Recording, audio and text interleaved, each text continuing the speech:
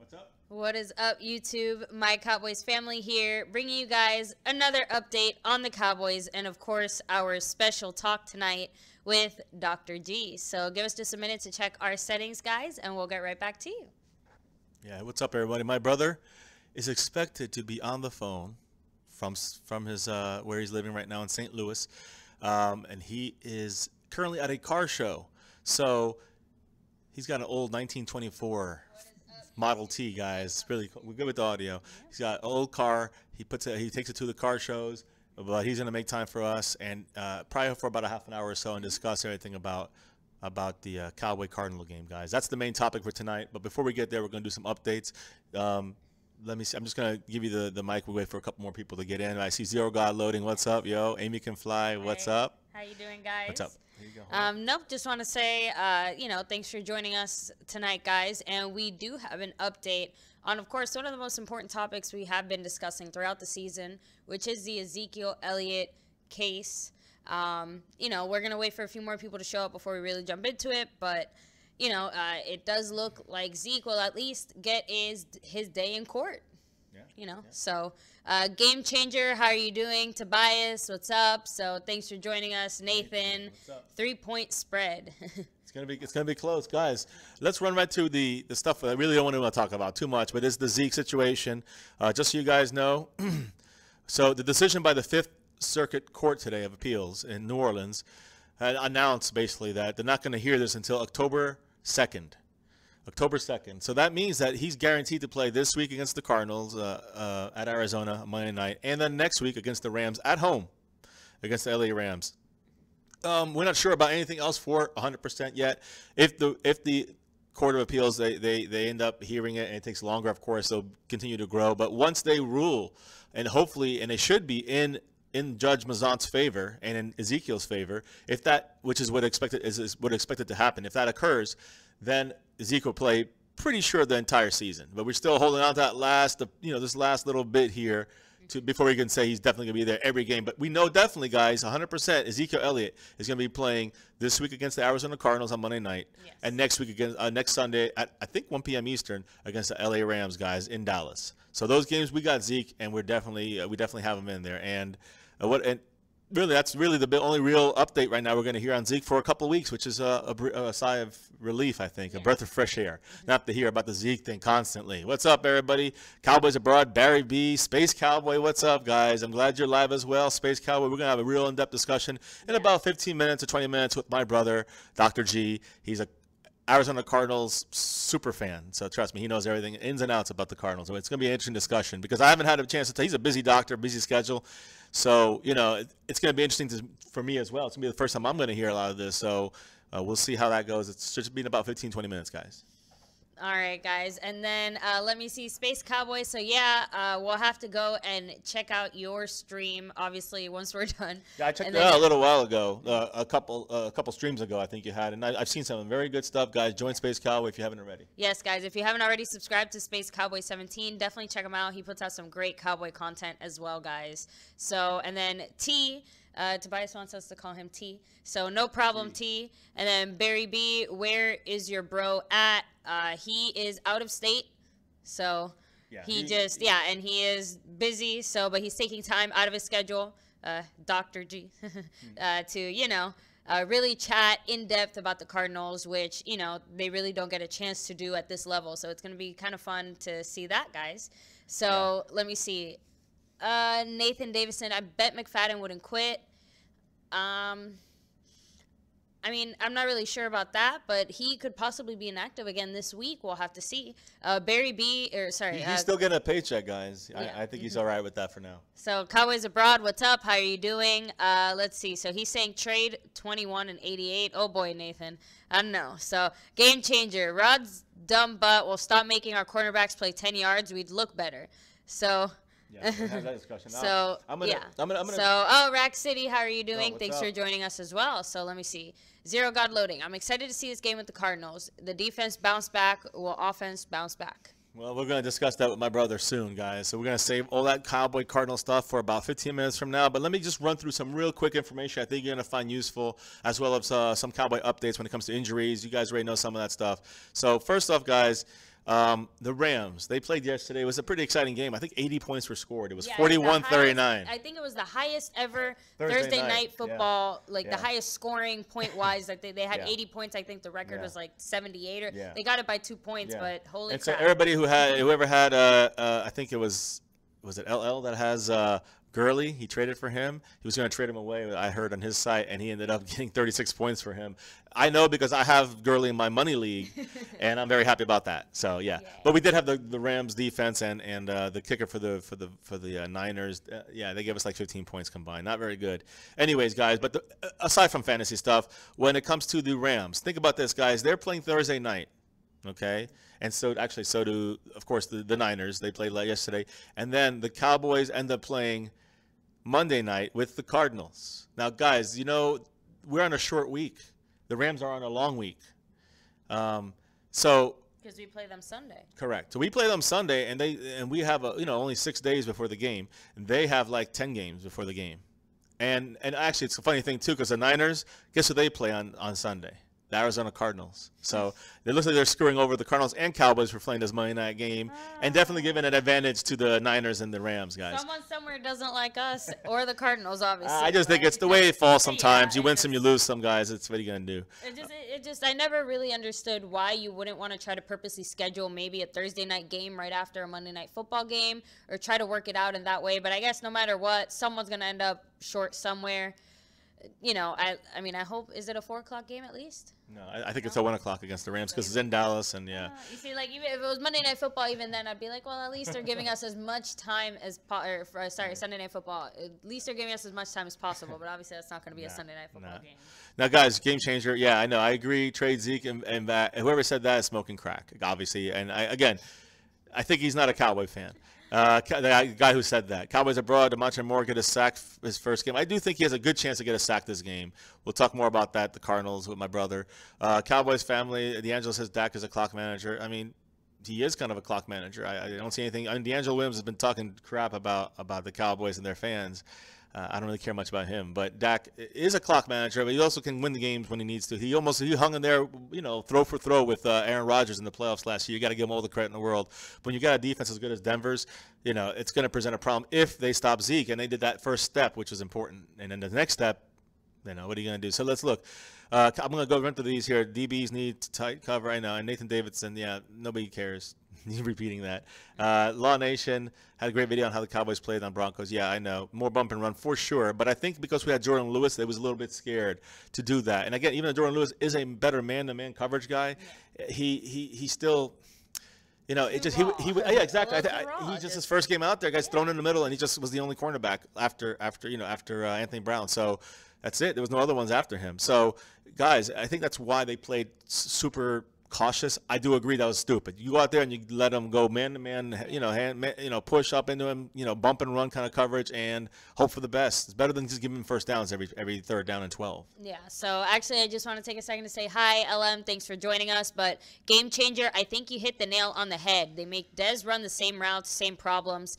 I think that's kind of the thing. We know exactly what they're going to do this game. I mean, I don't think they're going to do anything that's going to be surprising or we haven't seen from the Cowboys. I don't think they're going to do that much bump and run. I still don't think they're going to be very confident in that, especially probably no Chidobe Awuzie, and we'll touch on that in a little bit. But, just the players they're going to have out there, we're going to see a lot of the same things. I just hope it's going to be a little more effective this time when it used to be last year as well. I mean, the Cowboys did more or less the same things. It was just really hard to stop the things that we did. We're just not successful.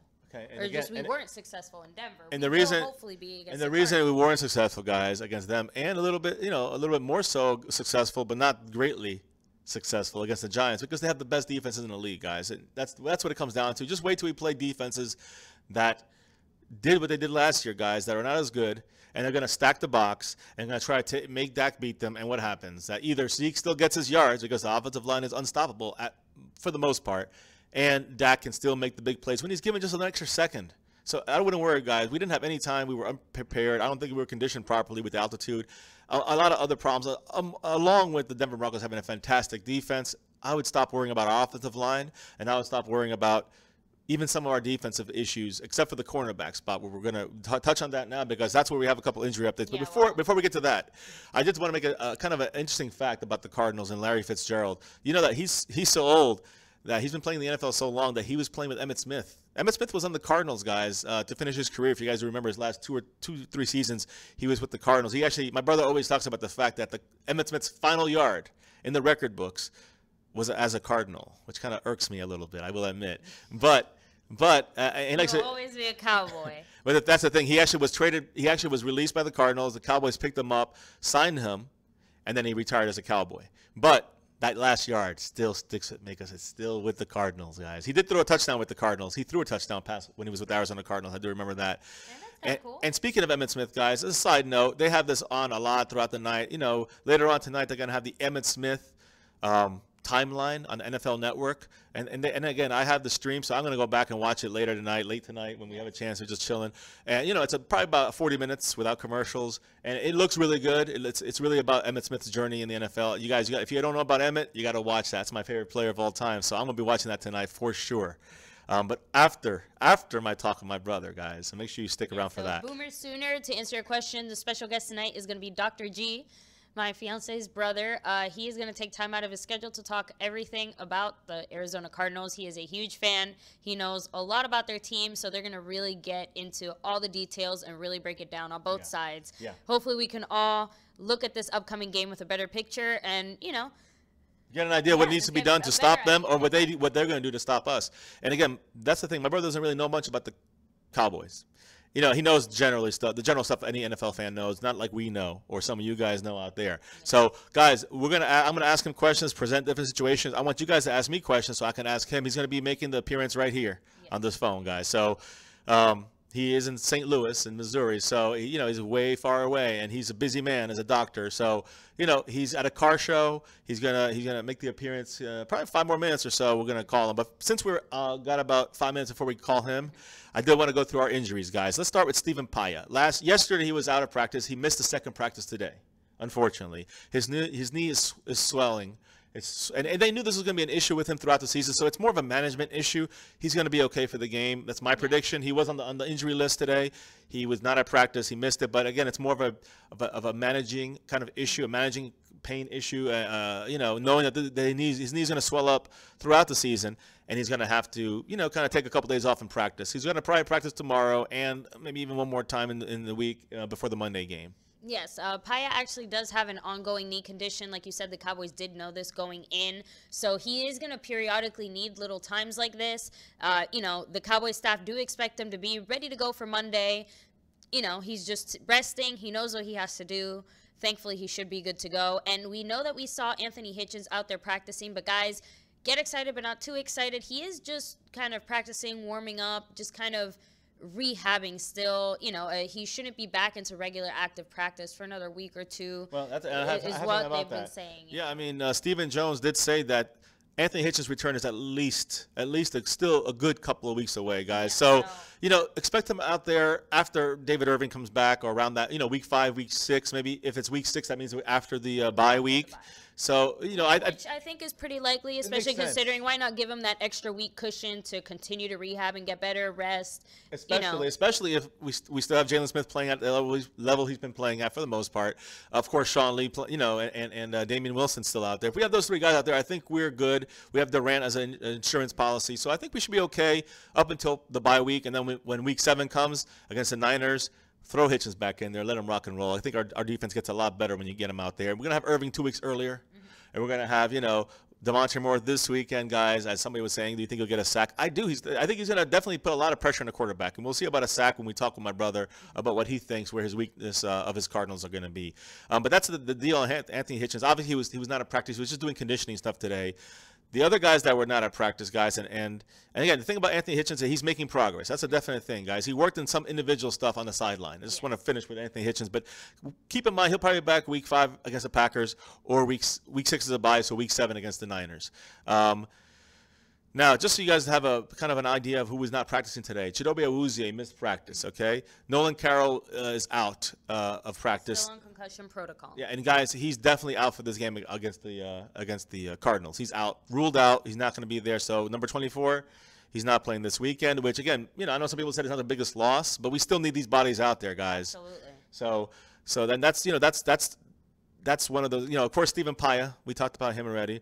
And you know, surprisingly, Terrence Williams was on the list today, which it just sounds like it's an ankle injury. We know that for sure. Yeah. It just sounds like more of a precautionary deal. Maybe just like kind of like a vet day / he's kind of injured still, kind of work his way back in. Yeah, so. And especially considering that he did have that sprained, what was it, like sprained left 2 arch weeks ago. or left foot. So, you know, if he injured that side again, you know, they're probably just taking it easy, especially considering that, you know, they can still have time to work him back into practice and get him to do what he needs to do. And they also have Noah Brown in there as an extra receiver to kind of work his way in, you know, help. But see, last week that cost us, guys, because we had Noah Brown in there and we didn't have Ben Wickery. And again, we might need him, especially if again, we talked about Woozy for a second. We're going to go back to him in a minute. But Paya was out of practice. Terrence Williams was out of practice. And, guys, Orlando Scandrick was limited. Well, he's definitely going to play Monday, so don't worry about that. And also Bryce Butler, who I expect him to play, but he was also very limited today at practice. So, you know, those aren't good things to hear about our Bryce Butler, Terrence Williams, our receivers, our cornerbacks. They're both sides of this. Both of these positions seem to be very injury prone right now this season so far. Not a good sign. But yeah, again, guys, unfortunately, Awuzie did not practice today. He's the most concerning guy. Of course, not that Carroll's out for sure. I think we know Hitchens not going to play. We know Scandrick will play. And Williams will play and Bryce Butler will play. But the guy not really sure about and probably won't play is Chidobe Awuzie, guys. Yeah, so far the most comments we've heard is that he is unlikely to play. So, you know, and again, he obviously is rehabbing, but it is that same hamstring he injured during training camp. So, you know, it's kind of the side of, do you want to push him to come back or do you want to give him a little more rest to hopefully avoid this kind of injury again? So, you know, it's really, you know, not a good position to have a rookie get injured like this so early in his career. And so when we need them so badly. Yeah, and again, the thing with Awuzie, guys, is that, you know, he was going to be our main guy coming in there, being able to be versatile, playing safety if need be, playing corner if need be, coming in on nickel and dimes. And now, you know, he just had basically, you know, he was able to finish the game in Denver. He's having issues still. Listen, here's the details about Awuzie's situation. He was basically rehabbing right now for his hamstring strain on the sidelines. You know, the thing with Awuzie is that he was working on resistance cords, which is part of his working his hamstring. So he's doing that in the sideline, guys. And the thing what Stephen Jones did say about Awuzie today was that he probably will be a long shot, not like the game in a good way, but a long shot to play against the Cardinals, guys. So you're going to see Ben Wickery. Yeah, Ben Wickery is going to be the guy out there. So, guys, here's our 4 cornerbacks, what it's going to look like. With Nolan Carroll out and with Awuzie out, it's going to be Orlando Scandrick on one side, Anthony Brown on the other side, Jordan Lewis coming in, probably playing, I don't know, slot, I guess.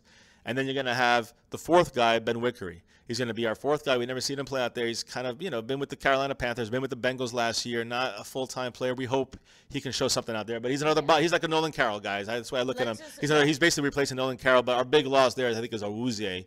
And Nolan Carroll, too, just because we need him out there. He knows the system better than Ben Wickery. And, you know, it's definitely something that worries me when it comes against the Cardinals. We'll talk with my brother about that in a couple minutes. No, I agree. But I'm really hoping that Ben Wickery can do, you know, at least I hate to say hold up for one game, but really hold up the gap, because it sounds like as long as Cheeto continues to rehab, he might be available for week 4, sorry.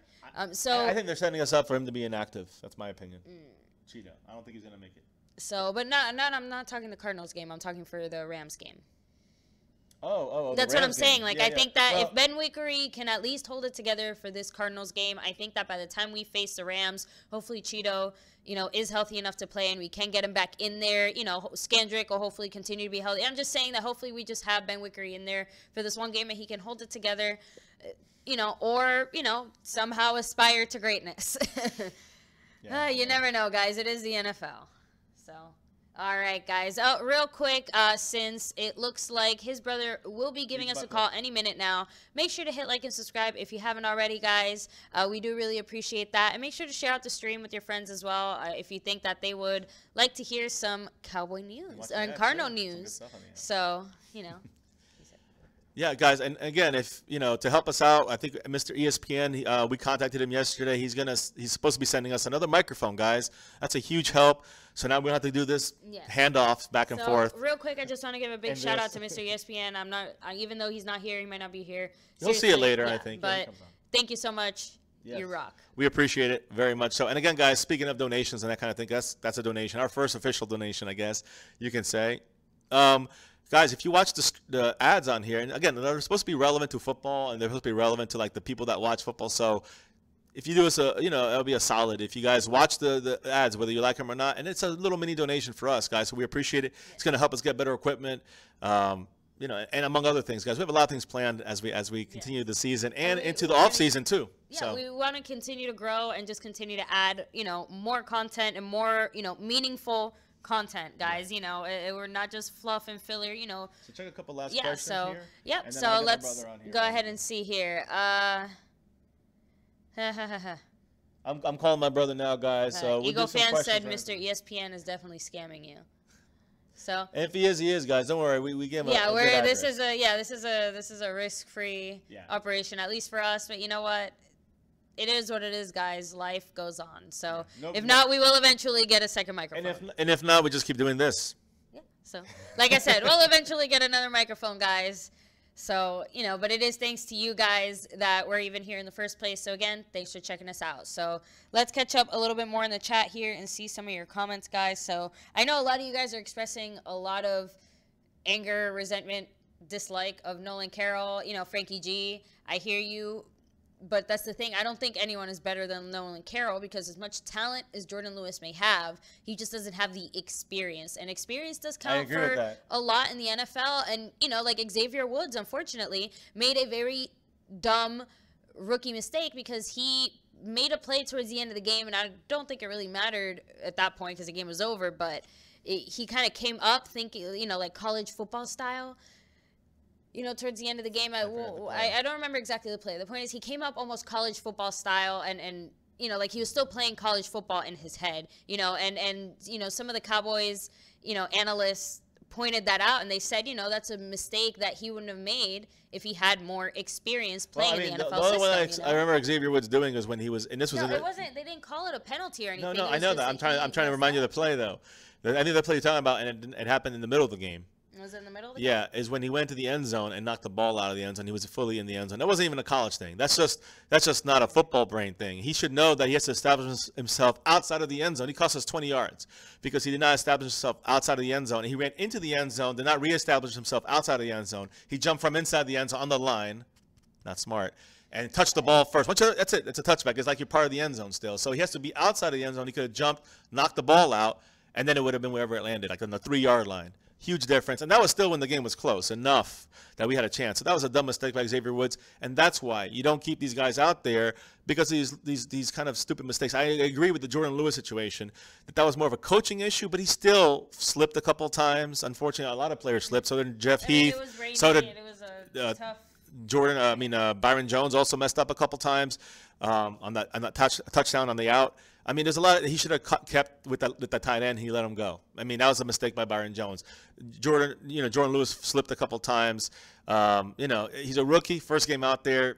What can you do? And then again, even with that, I mean, how many times did Nolan Carroll mess up? And he's a known, and he messed up almost the whole first half first quarter when he was playing against Demaryius Thomas. So I mean. It's almost like Jordan Lewis can't be as worse as Nolan Carroll in a way. So I understand what people are saying, and I think he's a better bump and run kind of coverage guy. They need to use him in the slot. Keep Anthony Brown on the outside. He does great. I think he's done great since the middle of last year on the outside, Anthony Brown. And Skander can play inside or outside. So, I mean, we might need him outside the whole game. We'll have to see. And we'll talk to my brother about that right now. I'm still trying to get through to him, guys. Hang in there. There's only about 10 of you guys watching right now. So, kind of wanted more people in here before we had this discussion, but I wanted some questions. But we're going to get this going in a minute or two. I'm sure there's other stuff going on in the world of the internet, but we appreciate you guys being here with us. And we're gonna definitely, if you want to answer the last couple questions, then I'm gonna do this here. So let me see, guys. So Gaming with Kyle, do you think we need a new defensive coordinator? So I don't think we necessarily need new staff. I just think that the decisions that they take just have to be better. I mean, why do they, like I said, pretty much everyone knows exactly what we're going to do they just weren't able to stop us before. And this year, again, the Giants not necessarily stopped us. It just wasn't a great game. Let me put it that way. It was a good game. It just wasn't a great game by the Cowboys. So I think it's time, guys. My brother is on the phone. Hold on, guys. All right, hold on a second. Hello, Dr. G. Brother, what's up? So, guys, please let us know if you can hear him. Let me go ahead and check the audio here.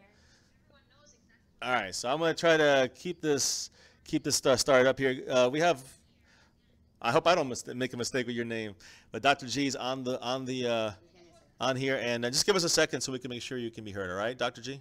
Sure. Okay. It's not loud enough. You get a speaker, that'd be much more helpful. Yeah. All right, so we can hear.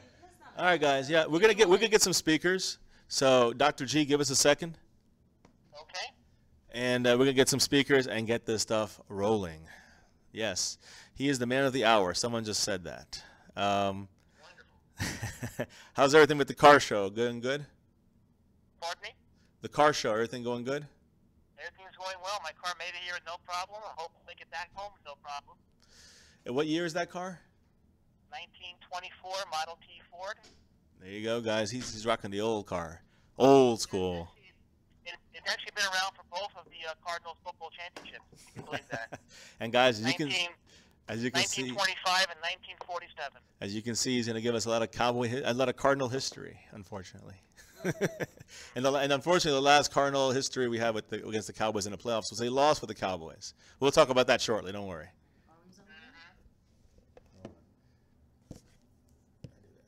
Give us a second here.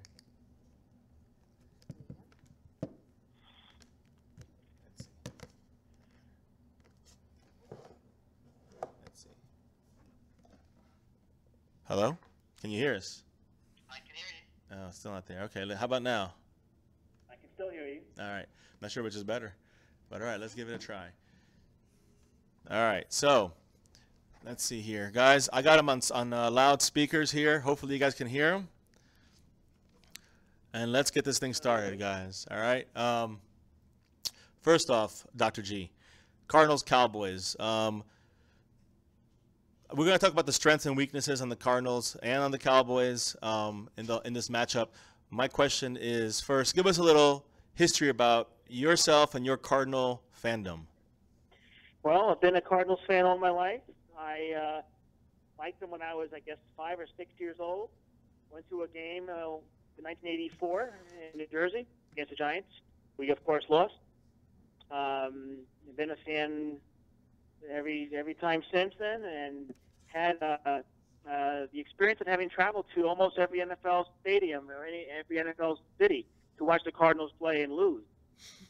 And lose. Been in 27 out of 32 NFL franchises, and we've lost in 24 of them.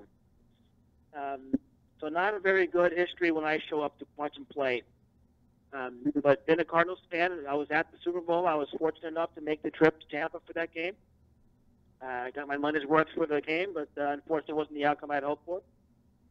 Been to watch the Cardinals play pretty much every playoff loss ever since. So there you guys, there you go. There's the breakdown of his history there. He's been a Cardinal fan as long as I've been a Cowboy fan. Well, not as long, a little less long because of our age difference. I am the older brother. But someone just said, boo Cardinals. So tell us about the Cardinals' championship history since they have 0 Super Bowl rings. Yeah, but we have 2 NFL championships. The 1947 NFL champion. Also won the 1925 championship before they had a title game. They had the best record of the teams that weren't thrown out of the league. And in doing so, we got the trophy awarded to us. So they do have actually both banners hanging in the stadium. If you go down to the University of Phoenix Stadium, you will see 2 championship banners from the old Chicago football Cardinals hanging in the stadium.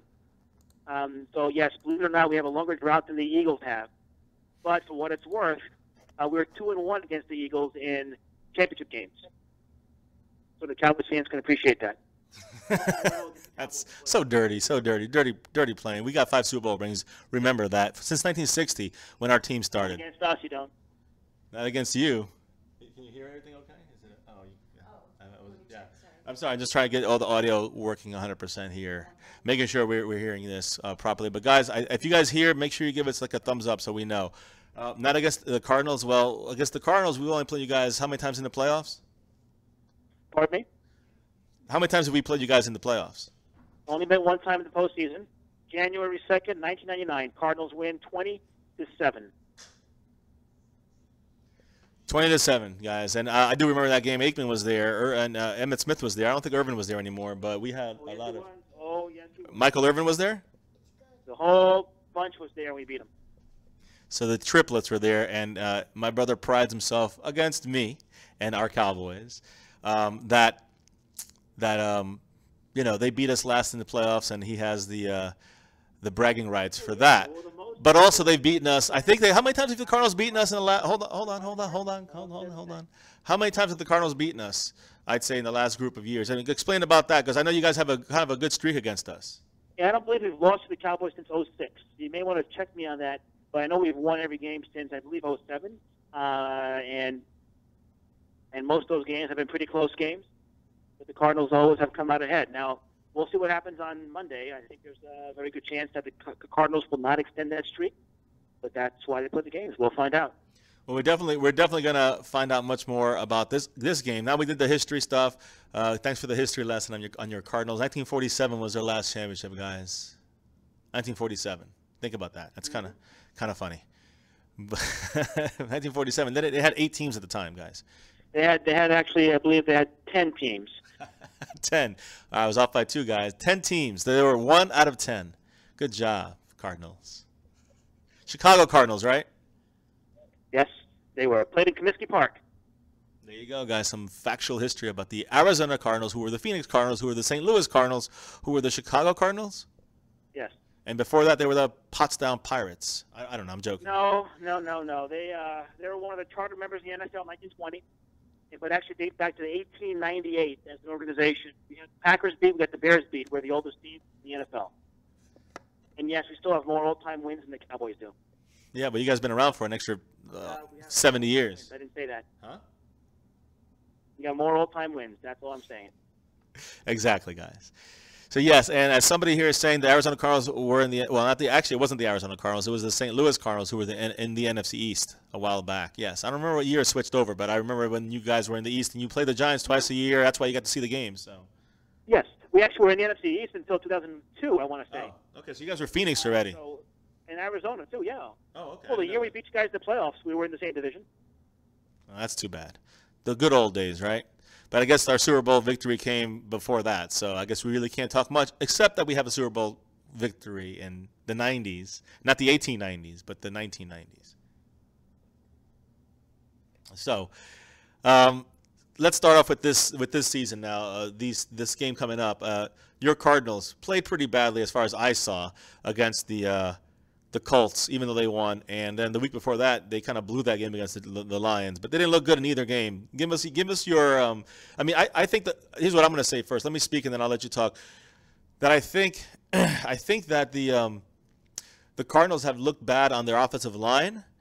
And, again, this is what you told me more so is with the linebackers covering tight ends. But you go ahead and tell me about the offensive line first. Carson Palmer has not looked good. I have him in this fantasy league. So – he just, again, just for the stats-wise, I know he has not done much, not put up many points or numbers. So, he seems to be throwing interceptions, making a lot of mistakes. I don't know if that's the offensive line, like an Eli Manning situation with the Giants. Tell us more about the Cardinals' first 2 games and what you see from them, just in general. All right, so you go. Now, with the caveat that I had not seen either game on TV, I actually had the good fortune of being able to attend both games, both in Detroit and Indianapolis. So I get to see the Cardinals from a different vantage point, down from field level pretty much, and no replays of the tapes. But from what I've been able to see, Carson Palmer has not looked good on offense. He is being pressured, and I will say the first couple of drives against the Colts, he was running for his life. A couple of 3-and-out, did not look very good, missing on his receivers, forcing bad passes, underthrowing the ball quite a bit. That's what's got me worried. I wonder if his age is maybe catching up with his arm. When he's made plays, the receivers, their balls are underthrown, the receiver comes back, gets an interference call, or makes some dramatic catch. But they have not been well-placed passes. The The offensive line then did settle down later in the Colts game, and that's when the Cardinals made their rally in the fourth quarter. But what's got me worried is that he's not just that his arm isn't got the same strength, but he's making some bad decisions. Throwing into double coverage on first down, forcing bad passes, and some of those interceptions were passes he shouldn't have made. And it makes you wonder if his mind isn't exactly in the right place sometimes. So I can't blame it. Has this been a problem for Carson Palmer in the last couple of seasons? I know he was better in the past, but I mean, last couple of seasons, is this a different Carson Palmer? I've never seen him this bad. He'll have these types of performances, these runs where he'll have a couple of bad games in a row. But when he's on, and that's the thing. You can't really fault him. That Bruce Arians is known for throwing it down the field deep, and when it works, it's spectacular. That's how he made a run against the Colts. He had that 40, 50-yard bomb that was the turning point of the game. Yeah, I remember that. What about the Detroit game? The Detroit game, we had trouble in the red zone. The Lions were really helping us out a lot by giving us short field. We were settling for field goals. It was not looking good. Our short field offense, was not getting it done. And I fault that somewhat on our running game. Now, the run blocking, the interior run blocking has been substandard. We have not done very, very good running in the middle. That was with David Johnson. Now, in the last game against the Colts, it's a little bit better with Chris Johnson, who seems to have found that step he lost. In the preseason, he didn't look very good, but he had some moves this last week, mainly in the cutback. He does a little bit of reverse, a little bit of movement in the backfield, and suddenly he'll break free. If we try to run the ball up the middle, we get no push, nothing but the offensive line. And that's been a concern to me. So in the short field, the short plays, we have not been very successful with getting a good push from the offensive line. So you look at, we have trouble with our tackles, with pass protection. We have some issues with our guards getting a push up the middle. And while we have a different starting left tackle, a different starting left guard, I can't say that it's one specific guy. Even the starters that were in there were not having their best game. All right. So then let me ask you this then. Since we're talking about the offense mainly right now, I mean, we know Carson Palmer, he's having his issues right now. I'm assuming it has to do with something, he is aging. One of the people are saying, he's old and he need to draft another quarterback. But, that is obvious. But right now they're gonna have him for this game, and whether his head is there or not, we don't know. He might have a good game this week. But the point is that do you think that's the offensive line? Do you think it's setting up the running game? Which is the bigger issue there for the Cardinals? Because we know the passing game, they got Fitzgerald. I know John Brown is injured. He did not practice again today, so I don't know if he's going to play. But you guys, have a set of receivers still that can do stuff. Yeah, I think Jermaine Gresham also was injured, and I don't know if he was limited at practice. But the point is that your guys, I'm not talking about the passing game as much. I'm talking more about setting up the passing game with either the run or pass blocking for Palmer. I mean, with him being a little off. I mean, all these things seem to be kind of the reasons why the Cardinals are looking bad on offense right now. And I'm just curious, what would be the best thing the Cowboys could do to stop the Cardinals this Monday night? I think it's the pass rush. It comes down to getting pressure on Carson Palmer.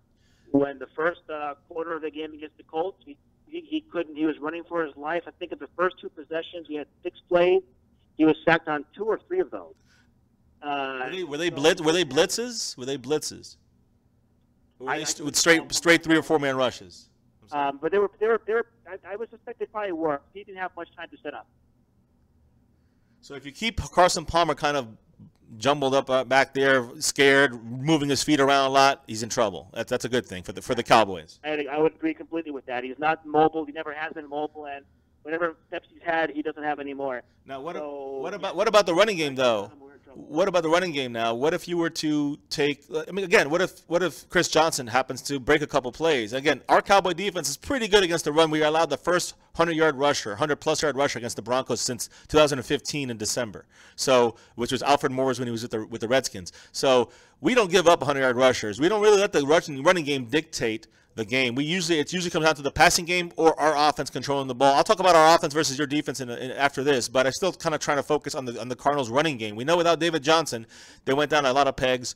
CJ 2K. He's gonna be okay. He's gonna have some flashes, I think. He still has the ability. I know they have Kerwin Williams and they have Arrington. Is it Allington? What's his name? Andre Ellington. Andre Ellington. So they still have a couple running backs, but nobody that great. He's a third down back. The bigger thing is going to be, can you guys establish? Because you have a lot of pieces there at running back, but do you have the offensive line that's good enough to, like you said, the inside? So you're weak inside for blocking the run. We're really good inside when it comes to stopping the run. So do you guys, I mean, basically, how good do you think the Cardinals are going to be to establish a running game against the Cowboys on Monday night? Well, Bruce Arians is also known for his stubbornness, and he's got this idea in his head that he's going to run the middle. He's going to do it by golly if it costs him the game. And it seemed like we were falling into that trap for a good portion of that game against the Colts. Up the middle, first down, second down, third down. Now you're third down and long on an obvious passing situation, and we had no chance. So what I'm hoping we'll see more of are these outside runs, a little bit of misdirection. Wouldn't be surprised if we throw a flea flicker in there to keep the Cowboys defense off balance a little bit of misdirection, because if you're just going to try to bully a team and blow them over, we don't have the guys up front to do it. Kerwin Williams is not a big back. Chris Johnson and Andre Ellington are not big backs. We only have one real bruiser of a running back, and that's Elijah Penny, who does not get much playing time, and people even wonder why he's even on the roster. He plays mostly special teams. So we don't have that kind of a power running game. And if you're not going to get much push from your line, we don't use a fullback. So we're really looking at an undersized guy getting wrapped up at the line of scrimmage. Gain of 1, loss of 1. Not going to win games that way. Even if you're doing it to keep the Cowboys honest, they're down and long. We know it's a passing situation. It's not going to really distract any of the defenders to get sucked in. Well, now, that's a very interesting, good breakdown there, I think. Now, the Cowboys' run defense is pretty good, but their pass defense is where we're weak at least right now, especially right now. I talked about this earlier in the stream before we got you on here, but the Cowboys, they had Orlando Scandrick back with a hand injury, and then they have Chidobe Awuzie, who's been playing well when he's in there, but he's hurt, and it looks like he's not going to play. Nolan Carroll, who they got from the Eagles, he's out for this game with a concussion. So right now the Cowboys have basically, these are the guys they have, and I don't know if you know the Cowboy players, but they have Anthony Brown, number 30, and they have Orlando Scandrick, number 32. Then they have Jordan Lewis, who's only played his first game last week against the Broncos. He had to be thrown in there because they had nobody else. And then we're going to have Benny Benwickery, which is a guy we just picked up after Carolina. He was with Carolina for a year or two, and then he was with Cincinnati. We picked him up. He hasn't played a game yet with us. He's been on the roster for 2 weeks, 2.5 weeks or so. So that's our fourth cornerback. So we're weak at cornerback for sure. Our linebackers are good. We got Sean Lee, we got Jalen Smith, and we got Damian Wilson, and they're doing a good job. They were just a step behind last week in Denver, I think mainly because of the altitude. And our safeties, Jeff Heath, who can hit, but he's not the best cover guy. He doesn't know how to wrap his arms either when it comes to tackling. And Byron Jones, who's kind of like the leader back there. He made some good plays. He made some bad plays last week against Denver. But I think he's one of the better players we have on defense, which a lot of people disagree with me on. But then our front line and our rush. We have a 4-3 base defense. We usually only run 4 guys. And DeMarcus Lawrence was tied with the leader with Calais Campbell until they took a half a sack away from him, and now he's 3.5 sacks instead of 4. But we've been getting pressure on the quarterbacks this year for the most part, much better than we did the last couple of years. And guys like, we have DeMontre Moore back this weekend. I don't know if you know who that is, but he played with the Giants and the Seahawks. He was pretty good. He's a good pass rushing specialist, basically. He's been suspended for 2 games, but he's coming back this week. So at least we'll have an extra rusher on the line. We don't have David Irving, number 95. He's still going to be gone for another 2 weeks from his suspension. But right now we have a good rotation of front linemen, guys that can put pressure on the quarterback, guys that can definitely stop the run. So that's our strength right now, believe it or not, is there. Again, also with our linebackers, they can stop the run too. That's a big part of the run stop is our linebacking core with Sean Lee, led by Jalen Smith. We're really good at that. So I think we don't have a problem stopping the run for the most part. I think we'll be okay. It's about giving Carson Palmer too much time to get Fitzgerald open for if John Brown plays, to get him open and the other receivers open. I think they have Jaron Brown, another guy. They have Grisham's there. He'll be, another guy open. All right, so I'm going to let you talk now. But again, I'm just trying to give you the matchup situation with our Cowboys. I know you know too much about them compared to what you guys have, and how do you think that's going to work when you think about it? So break it down for me on the offensive side for the Cardinals, defensive side for the Cowboys, what you think, from what I told you. Mm-hmm. Sure. So the issue with the Cardinals is that we don't really have a good number 2 receiver. We had Michael Floyd a year ago. He's no longer on the team. He was a big bruising receiver, big guy who can really make an impact down the field. We don't have that. And really after Fitzgerald, and he's starting to show his age as well, he does mostly a lot of short underneath stuff. He's not the one who's going to blaze down the field. The rest of our receiving core, any of those guys are almost interchangeable for each other. You got number 12, John Brown, number 13, Jaron Brown. I mean, heck, even their names are very similar. J.J. Nelson, number 14, Nick Golden, number 10. And, we never know which guy's going to really step up. It's a matter of, whichever defender they have guarding the guy at a given time to find the weak spot in the defense. These are speedy guys, small guys, that aren't going to go up there and wrestle the ball away from anybody. So, it's one of those deals that we go for the home run ball down the middle of the field. Either he splits the defenders or it's going to be easy bat away for the defender. Now, where we've been successful in the last couple of drives against the Colts were a lot of underneath crossing patterns that guys will break open. And Carson Palmer is always going to be the kind of guy that's going to throw to a spot and not just stare down a receiver who's waiting for the ball to arrive. And so with that, it's, again, either feast or famine. If one of these younger receivers runs the wrong pattern, the ball's going to be picked off. He's thrown to a spot. There's no guy there. The defender will take it away. So we have to really trust the timing. That's where it could disrupt the footwork and the timing for the quarterback. We're going to have trouble throwing the ball down the field. So when we made the big play against the Colts down the middle of the field, you got double covered, and J.J. Nelson just split the defenders and made a hell of a play in coverage. Meanwhile, we had a couple of other home run ball attempts against the Colts that were deflected away because the ball was slightly underthrown, the timing was just a little bit off, and the Colts defender was big enough and tall enough to swat the ball down. We only convert, 1 or 2 of those a game, and sometimes if you win a game 16-13, it's all you need. If this is a shootout, I don't know if we're going to have enough ball control offense to score those many points. Yeah, that's a great breakdown.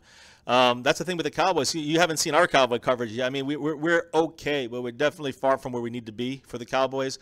And that's our weakness. And we have to put pressure on, in my opinion, for the fans out there, for the Cowboy fans listening, and Cardinal fans out there, and all NFL fans. Thank you guys, by the way. Terabelli, Tobias, T, Gaming with Kyle. What's up, everybody? Zach Kostoff. Continue talking it up, guys. I'm going to continue with this chat with my brother, Dr. G, and the Arizona Cardinals. Right now, we're breaking down the offensive side of the Cardinals and the defensive side of the Cowboys. The way it looks, what I'm hearing here is that if the Cardinals – so here's the thing. I really hope the Cowboys can put pressure on Carson Palmer. That would really help the defensive backfield tremendously. And I think if the Cowboys can get enough pressure, not even sacks every time, but pressure, get them moving around back there, throwing some awkward passes, a lot of dump-offs. This is what happened to Eli Manning. That's why we won that game against the Giants 19-3, was because our defense was able to contain underneath the short stuff. The deep stuff, there wasn't really any chances for the Giants to go deep because we kind of made Eli happy feet back there. And we know Eli is not a great quarterback especially when he's under pressure like that, or he's, doesn't have, Odell out there and, doesn't have time to throw. When he's rushed, every quarterback's going to have problems. Now, some will handle it better than others, like Aaron Rodgers or Tom Brady. They get pressured, they can handle it. They can get through a game. Maybe not Dak Prescott yet.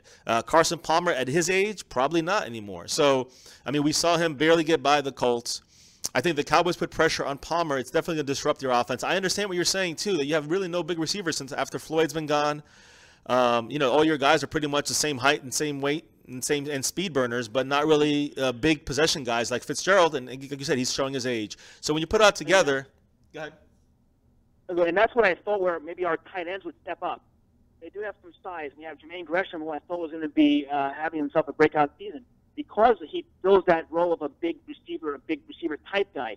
But the Cardinals offensively have always used the tight ends almost predominantly in the blocking role. They don't get a lot of balls thrown their way. And when we have guys like Troy Nicholas, who's, when he's healthy, just drops the passes every time. It drops the ball. Finding Moma, who's new to our roster. He was new to our team last year, but he was injured much of the season. Again, he had an open touchdown, and he just flat out dropped last week. So this is a spot where we thought we had some potential to show some improvement and maybe take the pressure off of our speedsters. Unfortunately, they have not been playing to their potential, and Jermaine Gresham now has been injured. and we don't have anyone else in the tight end role, and that does worry me as one of our missed opportunities to really try to cover up some of our receiver weaknesses. Now, okay, so no, that's, again, I forgot to ask you about the tight ends too. Really, I'm glad you brought that up. I mean, our linebackers, I will say, can cover. Jalen Smith looked fantastic. I don't know if you know much about Jalen Smith, but he was a first-round pick, a first top 5 pick last year, but because of his torn knee and his drop foot and nerve damage, he dropped to the second round. The Cowboys grabbed him, missed the whole season. Now he's back, and he wasn't even sure if he was going to play even this week.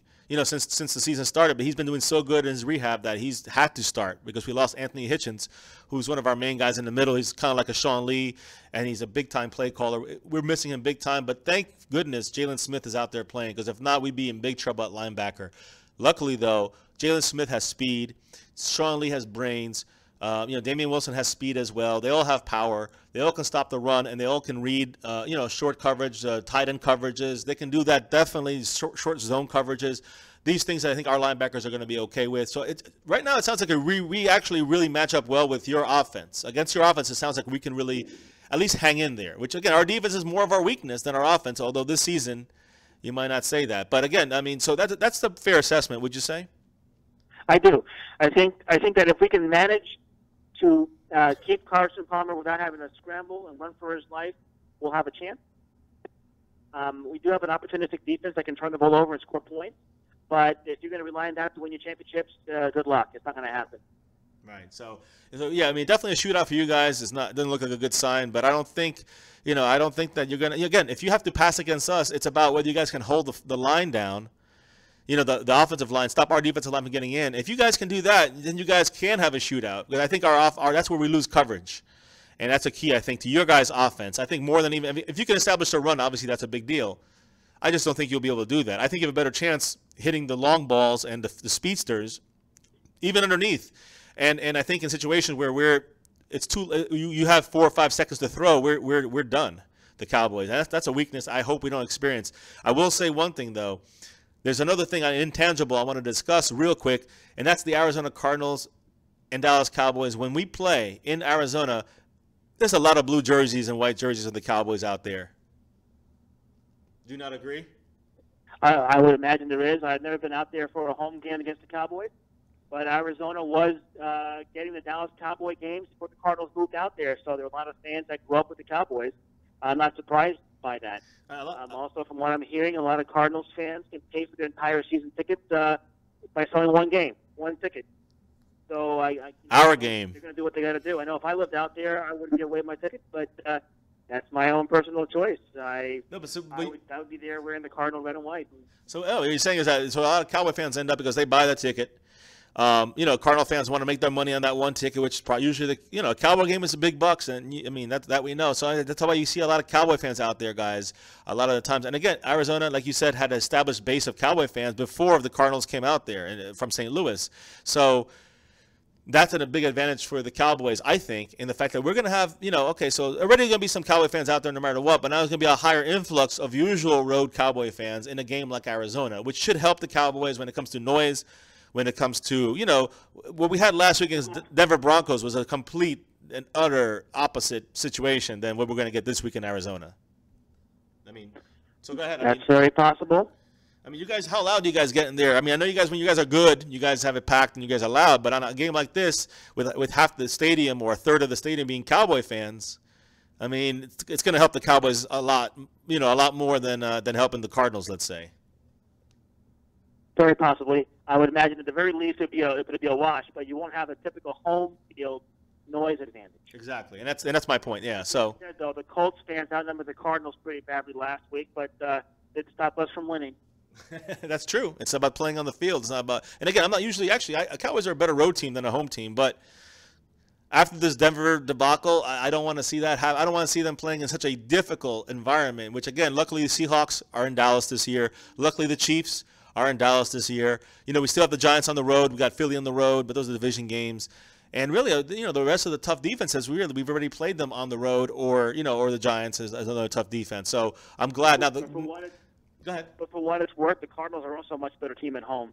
and they're on the road, especially on the East Coast or Eastern time zone. And both Detroit and Indianapolis are Eastern Standard Time. You're right. Eastern Daylight Savings Time, I suppose. You're right. And now, speaking of that, the special teams. I mean, you guys have anything special on the special teams? Other than, I mean, your kicker, your punter, and I know your returner. Isn't that Patrick Peterson? No, he's not. He is not the return man. He's too valuable for us on defense to get injured. He very infrequently plays now in the return man role. We had one of our rookies, I believe his name is T.J. Logan. He got injured in training camp, in preseason, and he's done for the year. Actually, it was against the Cowboys. He broke his wrist. So he's gone for most of the season. It's basically a return team by committee. I believe Kerwin Williams is our main returner. Nothing spectacular. But I think we excel right now, and you may roll your eyes and laugh at it, but our long snapper has been a major improvement. You recall last year we lost to the Patriots on a bad snap on the last-second field goal on a rookie long snapper. Then a couple weeks later we lost the game to Buffalo on a field goal attempt that was snapped over the holder's head and returned for a touchdown by the Bills. We had a couple of other special team blunders that cost us games against the Dolphins and against the Rams and against the Vikings. This was a 10-win team last year, 11-win team last year that won 7.5 games because we could not control special teams. And Aaron Brewer, who's our long snapper, has actually filled in quite nicely. And what I really like to see is when he on a punting formation, he's the first guy down there to make a stop or down the ball. And that's something that you want to see out of your long snapper. You know, he's usually a tight end build. He's not a center. He's not an offensive lineman per se. So you're looking at a guy who's going to be somewhat athletic, can make a tackle, can down the balls, and have some speed. And he's actually helped with that. He has not had a bad snap yet in a kicking situation. And perhaps that's what can help win you a game. We know it's cost us a few games last year. Now, our new punter, I don't have a lot of experience watching because he was picked up before week 1. We had punters coming in during training camp and during the preseason, and neither guy made the roster. We picked up Andy Lee, who has actually been very serviceable in the punting game. So I can't complain anything much about him so far. Doug Austin, he's the kicker. He's quite up there in age. He bounced one off the upright against Detroit, which was a major turning point in that game. The 6-point swing at the end of the half, we gave away 3 points, and then we gave up a field goal the other way. And then of course against the Colts, he had a missed field goal at the buzzer that almost cost us that game. Yes, he did make the game winner in overtime, but maybe sweat that one out a little bit longer than I needed to. All right. Well, no, that's good to know. I mean, that means that your special teams is definitely subpar overall, and that your long snapper is the best part of it, as you said, and it will save you some. I didn't know. I forgot you guys had that many mess ups at the end of at the end of games or games. It cost you games. Game, which we all remember, 6-6 tie. Yeah. No, I do. I'm seeing some people here. I'm going to say something real quick here. That some people say that thank God David Johnson's not playing. If David Johnson was playing, we would take an automatic L, meaning the Cowboys. You had said that he wasn't doing that great in the beginning when he was healthy, because of the offensive line was really opening up holes. Correct? Because I think I think David Johnson there or not there. I think David Johnson still. Oh, be a second. I think David Johnson there helps the Cardinals a lot, especially establishing a running game, or at least a more of a fear of a running game. But without him there, I think that it definitely hinders them more. Now, whether or not it would have determined if the Cowboys would have lost automatically, I don't think so, because our run defense is pretty good. But go ahead and speak on that. David Johnson, when he was there. The Cardinals history well enough to know that nothing's ever automatic for the Cardinals. There is no team ever that takes an automatic L when they play the Cardinals. The Jets were 1-15. You know what that one win was against. When the Niners went 2-14 a little while back, both those wins were against the Cardinals. So nothing is ever guaranteed with the Cardinals, whether they're good, bad, or indifferent. Now, with David Johnson, I do think we have an additional weapon that would keep the defense a little bit off balance. But I agree, that first game against Detroit in the first half, he was not lighting the place up. He had one nice move, and that's about it. He made a nice reception where he hurt himself on the goal line, which did get us some points. But would he have made a difference in the fourth quarter? I'm not so sure that it would have mattered. I think we still lose that game. Well, and again, that's what I'm saying, is that his receptions would have given the Cowboys an added issue, an added problem, his receiving abilities out of the backfield. Well, that's more for Andre Ellington. David Johnson. But Johnson's a 3-down back. Johnson's a 3-down back, so we know we know that Andre Ellington is in there. We know that you guys are going to probably try to get the ball to him in a passing situation. But with David Johnson, you never know if it's a pass or a run, so you keep us a little bit more off guard. Not necessarily. I would say Andre Ellington is a better weapon in the receiving game. There's even some talk at the training camp that they're going to use him exclusively as a receiver, which I think does deflate some of his surprise factor. But that is what there was some discussion was being made. The difference with David Johnson now, if he comes, he's not in the game. Chris Johnson's a much better pass blocker. And so having both he or Ellington in the backfield might give Carson Palmer a little more time to set up, a little more freedom down there, as opposed to David Johnson, who was still learning his role as a blocker, pass protector.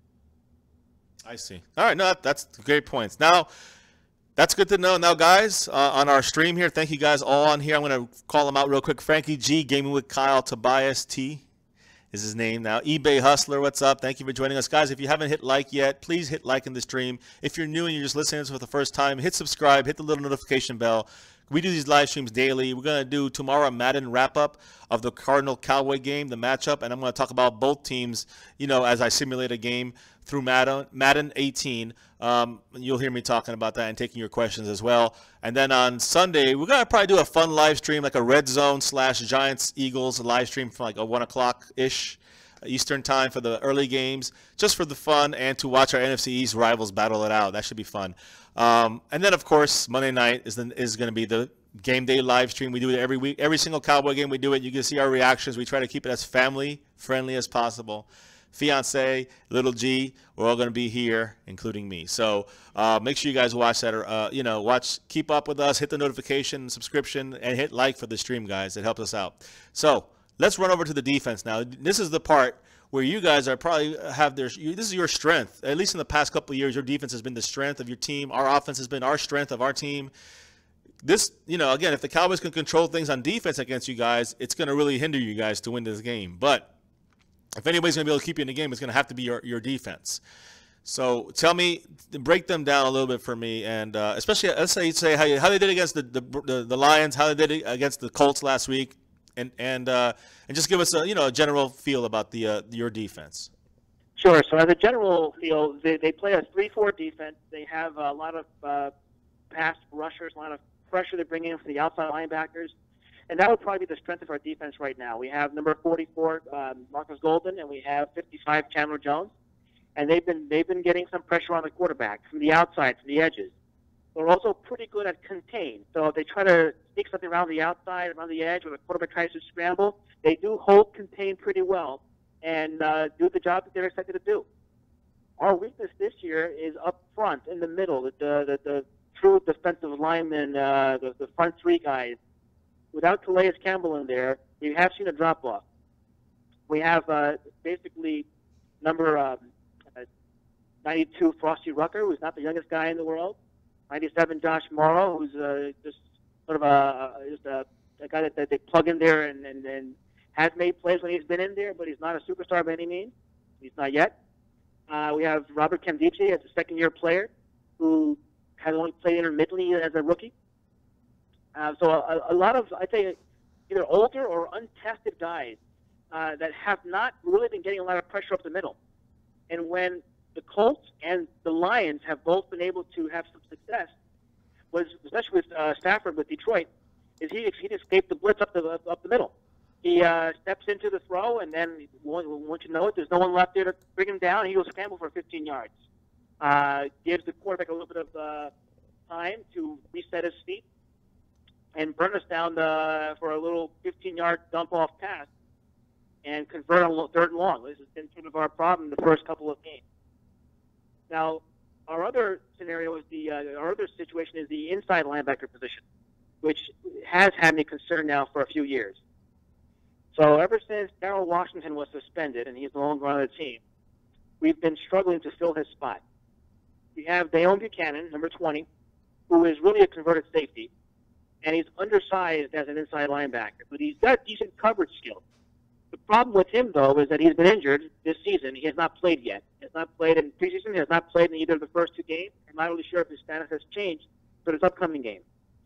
And so we've plugged in his role with a rookie, Hassan Reddick, a first-round pick, number 43, who's still learning that position since in college he played it outside linebacker, not inside linebacker. So he's, again, another man without his natural position, and he's learning on the job. He's played well. He's actually done a fair job with run stopping. But when you have a little tight end sneak out to the edge and try to get them underneath a couple of 5 to 10 yard passes, they're gonna beat us almost every time. And that is true because our other inside linebacker, Carlos Dansby, also up there in years, doing his third stint with the Cardinals. He is, again, sort of a stumper in the middle who will come in and stuff the run. So we've been successful with that in both of our games and in season at stopping the run. This was our strength last year as well. If you're asking these inside linebackers to cover the tight end, it just has not been that successful. We don't also have the same depth down in the defensive backfield as we had in the past. And for the second year in a row, we lost our defensive quarterback, Rashad Johnson 2 years ago, and then from 2 years ago, and then Tony Jefferson from last year. So we have a lot of guys that are individually pretty good players, but if they aren't set in the right spot, you have the corners and the safeties all shifting around, and they're not in the right spot for coverage, we can be beat. And that's what happened with Jacoby Brissett with the Colts. He found the soft spot in our defense and would nickel and dime us to death with short passes that would keep the chains moving and would score points. Interesting. So, I mean, I've seen some people writing here. Someone said here, T said that there's Deion Buchanan, the money linebacker. I mean, he's your guy. Is he your guy's best linebacker? He's the inside linebacker, Dale Buchanan. He is the converted safety who's been playing in that position. They gave him the name, the dollar backer, which is really a made-up role for him. And as a true inside linebacker, he's undersized, and that's where he's easy to push around. If you have a defensive lineman getting to an offensive lineman getting to the second level, they put a fullback on him. He is neutralized and has not quite repeated his success from a couple of years ago where he really made a splash. All right, I see. So now, and he may be injured for this game. I'm not even sure if he's ready to play this week. Well, I was going to say, I thought I saw Dansby as well. I thought I saw those guys on the injury list, limited, I think they were. Not sure if they're good. I know they were on the injury list, both of them, but Carlos Dansby and this Buchanan guy. But I know the only one. The linebacker we've got is Josh Bynes, who's a well-traveled player who looked decent in his preseason action, but he hasn't gotten a whole lot of live game time in this last 2 weeks. Yeah. So, I mean, that's the thing is, so it just sounds to me like what you're saying is that you guys are soft when it comes to the tight ends sneaking out for those quick little 5 or 10 yarders. Maybe how about underneath, like the slot guy going under? I mean, how is that? Is that something that's the same issue? You know, small these short crossing patterns, very susceptible to that, and that's how the Colts, with an inexperienced quarterback, was able to make the game close and actually look fairly serviceable in that game. Yeah, I agree. And again, see the Cowboys. I mean, I definitely kind of see what you're saying about when you say the linebackers and saying contain, you're saying they contain as far as stopping the run on the outside? I'm sorry, say it again? When it comes to the linebackers, I think you were talking about them. They're very good at containing the run. Are you talking about when they run when the Cowboys try to run outside, they'll be good at stopping that, forcing them back in? Yes.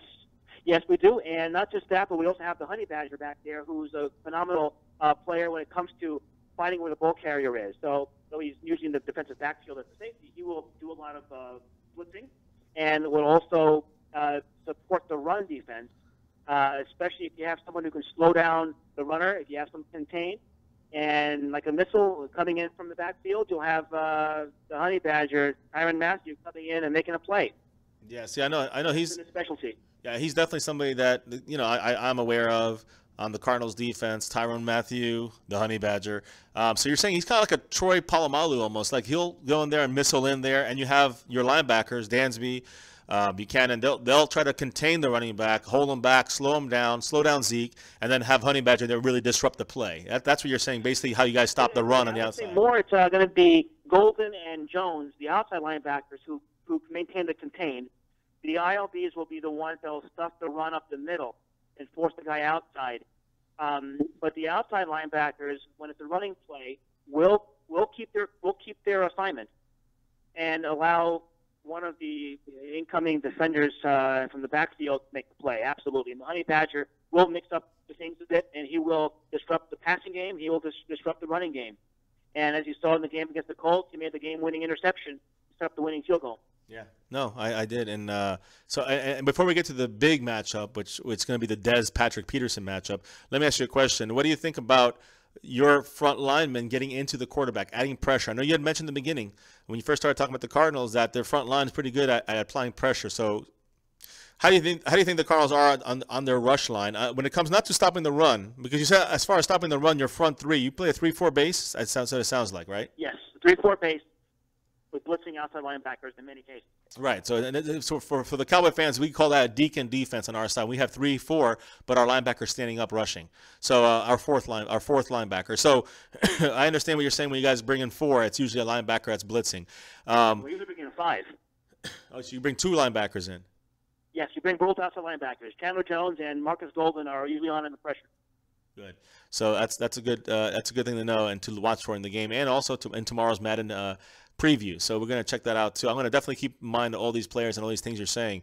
As far as your run stopping part of things, your 3-man front, and it comes to stopping the run. And again, let's say you put 5 up there, your outside linebackers. Would that help stop Zeke? Or because if you guys just go 3 against the Cowboys' 5 linemen, or 6, including the tight end, or 7 or 8, we would sometimes go 2 or 3 set tight ends.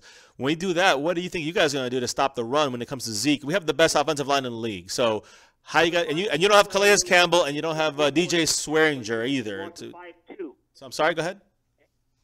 So while we're technically a 3-4 defense, it's really more like a 5-2. Okay. We have the 5 guys on the line, and those 5 guys, the 2 outside linebackers and the 3 down linemen are going to be the ones applying pressure on the quarterback and trying to stuff the run and have the outside contained. The inside linebackers are just 2 guys sitting there. Basically, instead of having 3 or 4 linebackers, we have just the 2.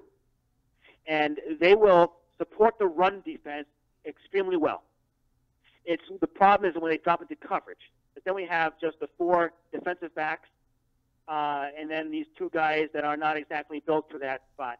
So see, the Cowboys do a lot of underneath stuff. I mean, they obviously try to hit you with the home run ball once in a while to spread the field with Dez or with Bryce Butler, Terrence Williams. Both those guys, by the way, Terrence Williams and Bryce Butler, were not at practice today. Were limited, but they should be good for the game. But as far as our other receivers, we have, of course, Cole Beasley, hot sauce there, and also Ryan Switzer, who is, developing into a Cole Beasley lookalike, maybe a little better, a little faster. But he's still, he's only been in 2 games, guys. And so even preseason he didn't play at all. So, but again, I don't think we're going to use him necessarily that much this time. Only on punts, kickoffs. You'll see Ryan Switzer out there, and he's scary. He can definitely change the game. But I'm gonna say this, that the Cowboys like to run a lot of underneath slants. With the receivers, and that includes Dez. That includes, of course, Beasley, some Terrence Williams. He did very good against the Giants when we did those slants underneath. It sounds like a very similar defense like the Giants, what we did to the Giants and throwing it underneath and short passes. Of course, we used Witten about 6 catches or 7 catches against the Giants and another 6 or 7 against the Broncos. So, I mean, he's leading the league in receptions, Witten, and that, obviously Dak relies on him a lot. So now we go to the part where it's a problem for your Cardinals, which is going to be that middle, those 2 middle linebackers covering the tight end situation and the under slants. I agree, and that's where the Cardinals are most susceptible. They have basically 5 guys running towards the quarterback, and you have just 2 guys left behind to do all the underneath stuff, and they just aren't excelling in that role. Darryl Washington, again, he filled that need 4 years ago, but he hasn't been with our team. He's been suspended, and now he's no longer on the roster. And we've been trying to find that replacement ever since.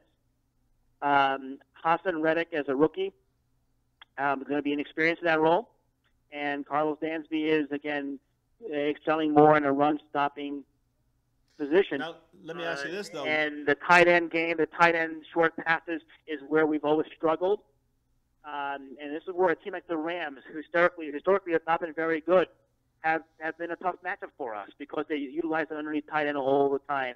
And if the Cowboys know how to break down our defense, I think we're going to see a lot of that coming into this game. Yeah, I mean, that's the thing I think the Cowboys are definitely going to do is use Witten a lot. They've already used him for 2 games, win or lose. We use him a lot. Dak relies on him a lot. But we also have we haven't had a chance against the Broncos to really use the underneath passing, but we did it against the Giants. And I think we're going to do it again against the Cardinals, of course, to keep them honest. We just can't go to Witten every time. So we're going to have to go underneath, using, Beasley, if Switzer is in there, using some of the bigger receivers that are not going to be covered by Patrick Peterson, which I think he's going to be locked on Des Bryant. And let's move on to to the coverage stuff, because I know you got Tyrann Mathieu as a safety, right? He's a safety or corner? Yes. Safety. Safety. Right? Yeah. And then you have Patrick Peterson. He's a corner. Those are the two guys we know that Tyrann Mathieu, Honey Badger, is going to do the run-stopping skills. He can turn the game on the passing defense as well, passing game as well. But Patrick Peterson, even though he's older, isn't he older, right? He is kind of older.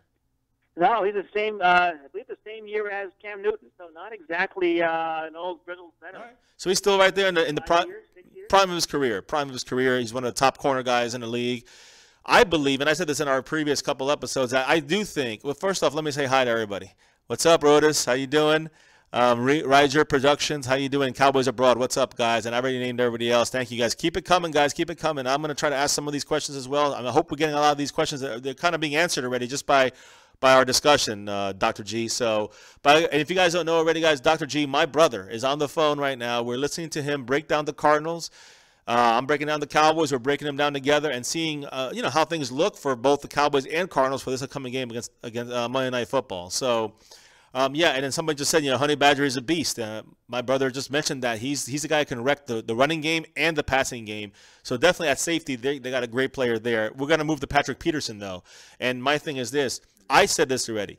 I already believe that the Cardinals are going to come out to try to shut down Dez. They're going to try to do similar things to what Aqib Talib did against Dez. And even though Dez got, 5 or 6 catches that game, 7 catches maybe, I don't know, but he dropped one that led to an immediate score for the Broncos.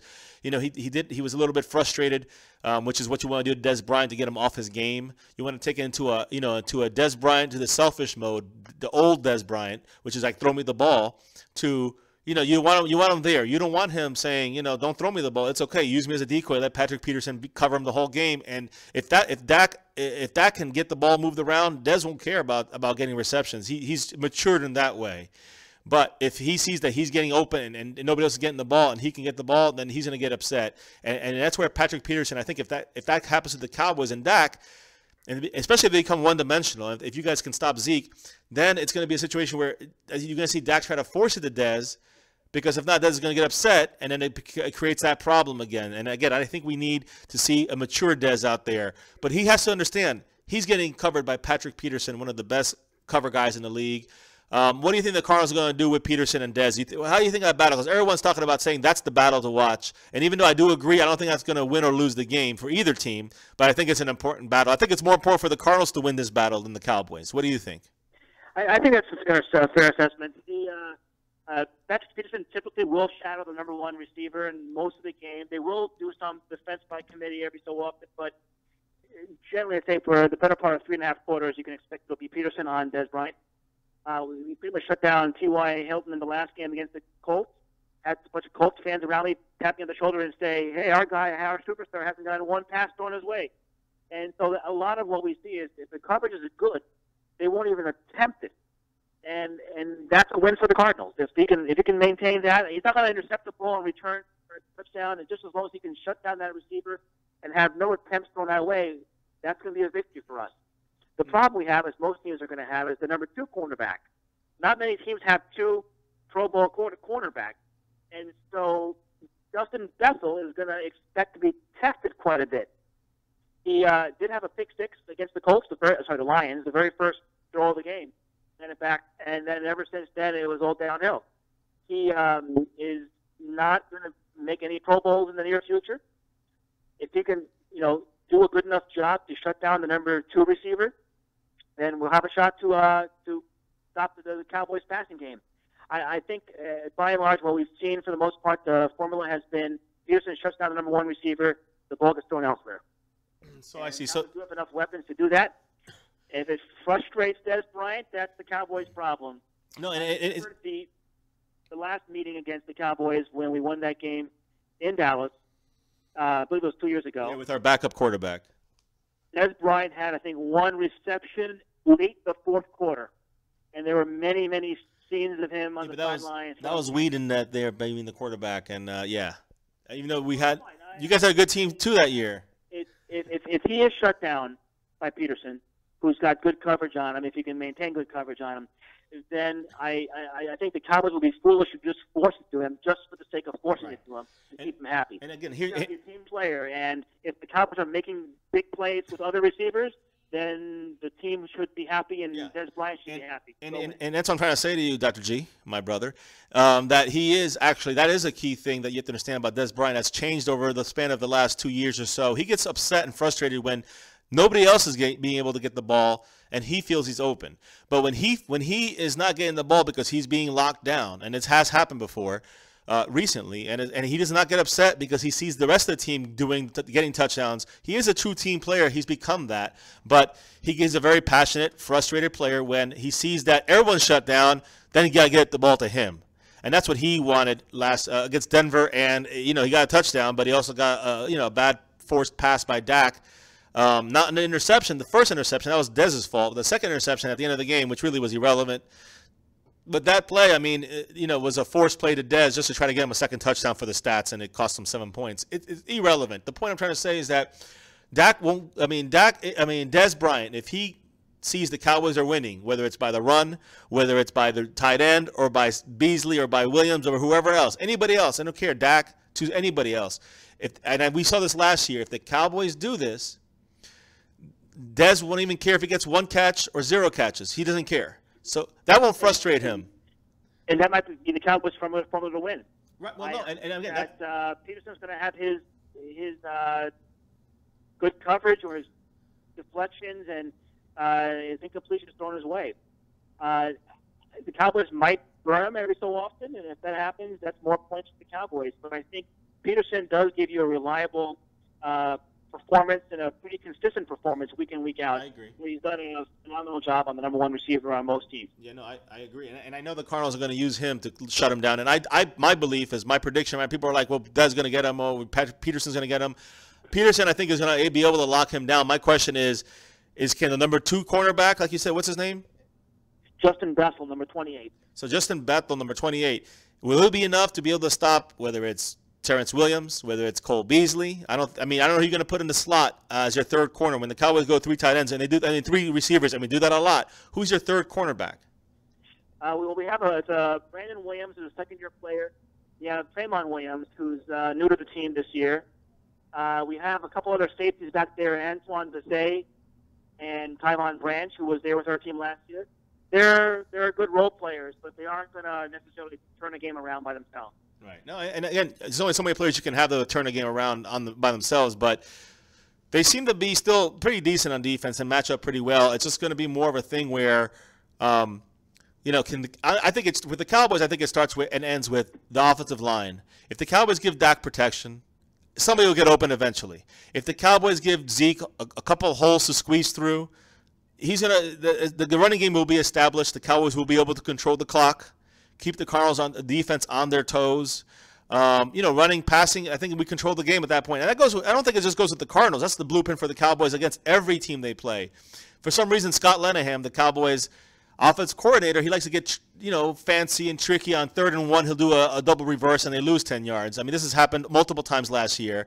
You can see him doing this against the Broncos. They ran the first 2 plays of the game, and then they stopped running until like the second quarter, pretty much. Zeke had 9 runs for 8 yards. Again, that has a lot to do with Denver's fantastic game plan and fantastic defense they played against us. But aside from the altitude, I saw the offensive line breaking down. I've never seen the offensive line break down like this in my life. And I saw Jason Witten dropping passes. I saw Sean Lee late to the play. I saw Jalen Smith late to the play. This, I think, is not a bigger picture of the Cowboys issue as it is a non-conditioning a conditioning issue. They were not conditioned properly for the altitude. And again, for the Broncos defense, their game plan was fantastic. They deserved that, every single point they deserved. But I think the altitude definitely hindered the Cowboys' offensive line the most, and I think that's where you saw the biggest cracks in our team. Once that breaks down, even the Colts and Browns and Jets could beat us if we break down in the running game, and that's where I think a team like the Cardinals, who have a very good running defense, it sounds like, I don't know if they're as good as what the Broncos did. I don't know if they're going to follow the same blueprint, but I do know that, nobody has a player like Von Miller on either side of the team when it comes to defense. And you guys don't have Calais Campbell anymore. You guys don't have, DJ Swearinger? DJ Swearinger was not a major player in the past. He was a role player, much like Tyvon Branch might be. I don't see his loss or his departure to be as big of a problem for our team to overcome. So he's just more of a role player type of guy. He was. He was never one of the big stars in our defense. He was maybe the fifth or sixth guy in the backfield that would make plays, but he was never the real big game breaker that you had with Honey Badger, Patrick Peterson, or even our front defensive men who would change the nature of the game by giving some pass pressure. And same thing with Calais Campbell. Calais Campbell would be a big loss for us. Well, our hope was that at the defensive line with Robert Candici coming in, that he would fill that role. But he just hasn't been able to stay healthy and didn't get much playing time last season. You wondered if there was something. He had some questions coming out of him coming out of college regarding whether his head's in the right place. And from what I've seen so far from a year ago, I'm not convinced that he's all ready to go just yet.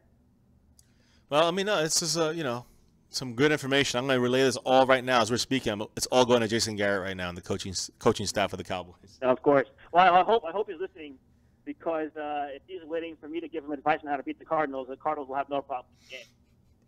Well, he might need advice like that, even if it means that we lose. Because I mean, I don't ever like Jason Garrett and his play calling is I don't know. He's more of a rah-rah coach, and he is a Jimmy Johnson, Bill Cowher, Bill Parcells type coach. You know what I mean? That's what I hope the Cowboys would get. Huh? With the X's and O's. Basically, I mean, and I'm not saying he's not a good coach in certain ways. He built our team, helped build our team, but I just think that there's some weaknesses there with our coaching staff, as seen in the past, as seen with a million hamstring injuries in training camp, as seen with the preparation for the Denver game. There's some holes in our coaching staff as well. But hey, this is a great chat. Now I'm going to wrap this up with just a basic thing. What do you think the Cardinals, I guess the Cowboys, need to do on both sides of the ball? And I'll tell you what I think, and then we'll give our predictions. Well, I think the Cardinals will have some success stopping the run. If we can't stop the run, then it's over. We're going to get blown out for this game by 42 points. If we can stop the run, which I'm confident we can do, it's going to come down to whether or not we can stop the underneath passes. We had trouble against that with the Colts.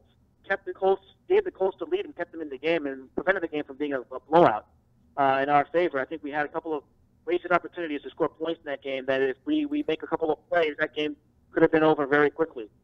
Now, with the Cowboys, it's going to, again, start with stopping the run, preventing the underneath passes, the nickel and dime type of passes that are going to keep the chains moving and wear our defensive people out. We will need to get some pressure on the quarterback with number 44 and number 55. Those are the guys you want to watch for on defense. The end rushers, the outside linebackers, Marcus Golden, Chandler Jones. And if those guys are going to force Dak Prescott getting a little bit uncomfortable, we might have some success in stopping the passing game as well. For the Cardinals offensively, to score points, it's going to be simple. We just have to protect the quarterback. And if we can keep the pressure off of Carson Palmer, he'll make enough plays. I think the 24, 31, 34 points, which with our defense might be enough to win. Our defense will help us out, I'm hopeful, with some short fields if there are some turnovers. That seems to have been the formula for us in the past. If we get some short fields, get some cheap points down the board, that'll help take some of the pressure off Carson Palmer having to do everything. Yeah.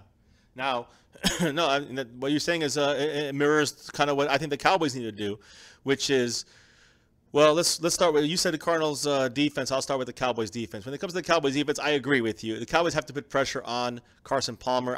From what I've seen from Carson Palmer, he's shaky when he has somebody in his face. The Cardinals offensive line does not seem that good. The Cowboys defensive line never has been that good. That's one of our weaknesses. But I will say with our rotational situation, with the way we run our defense with Rod Marinelli, and the fact that we have Stephen Paya, number 55, in the middle, who's playing, I think he's playing fantastic in the middle, stopping the run, and also, giving the pocket, pushing the pocket back in the quarterback's face, which he did a lot against Eli. Malik Collins, who picked up that fumble against the Broncos last week, almost got in the end zone. But I think he's been consistently playing well inside, especially against the run. Both those guys, I think they definitely can do some inside pressure at Carson Palmer. More importantly, for the pressure on Palmer to occur, it's going to have to be number 90, DeMarcus Lawrence. He's going to continue his crazy streak. I mean, last year we had six sacks leading the Cowboys by one player. That was our leader, which was Benson Mayowa. And he almost got one against the Giants this year, but there was a holding call that didn't allow that sack to occur. But basically, DeMarcus Lawrence had 4. Now he has 3.5. but he has 4 sacks already, guys, in 2 games. And again, he seems to be a man on a mission out there. He's on a contract season, so he needs to keep up that pressure big time against the Cardinals this week to really get into Carson Palmer's face. And I think a key, guys, we know Benson Mayowa and Tyrone Crawford, number 98, Mayowa, number 93. We know they're going to be out there trying to, they're going to be on the other side. Taco Charlton, number 97, you're going to see him in there. The Cowboys do a rotational defense in the front line. But the key guy is going to be the Montre Moore guys, number 50, number 58. When he's out there, the Montre Moore, I mean, he's a pure pass rusher. He's a defensive end pass rusher. He kind of reminds me of a standing-up linebacker. I think that he's going to cause more havoc than people understand. And he's been great in preseason. He's been good when he was at the Giants and he was healthy. He was good with the Seahawks when he was healthy and not getting a DUI, which is why he was suspended for 2 games when he was with Seattle. And now the penalty is now served on the Cowboys. And the Cowboys knew that when they picked him up. So missing him 2 games, we got him back. I mean, he was doing great in preseason. One of the standout guys in training camp. And I think you're going to see him make a difference in this game. I think you're going to get a sack from him, if not a couple of pressures at least, and make Palmer throw some bad passes. Him, DeMarcus Lawrence, those are our keys on our defensive line. Our linebackers, I think we're going to be fine after last week's altitude issues. I think you're going to see Sean Lee and Jalen Smith and Damian Wilson and even Durant in there, whatever, and Kyle Wilbur if needed. I think they're going to be fine in there. And then when it comes to our cornerbacks, our safeties, Byron Jones and Jeff Heath, they're going to be out there still this week. I'm not the most confident in Jeff Heath, and a lot of people are not confident in Byron Jones, but they seem to do enough at certain points of the game to keep their jobs and to actually show some upside, especially with Byron Jones. But our cornerbacks, we only have 4 cornerbacks, guys. That means we go to a dime package. We're gonna have Nolan Carroll's out, and Awuzie, just count him being out, guys. He's not gonna make it. I see a lot of guys asking. He's gonna be out.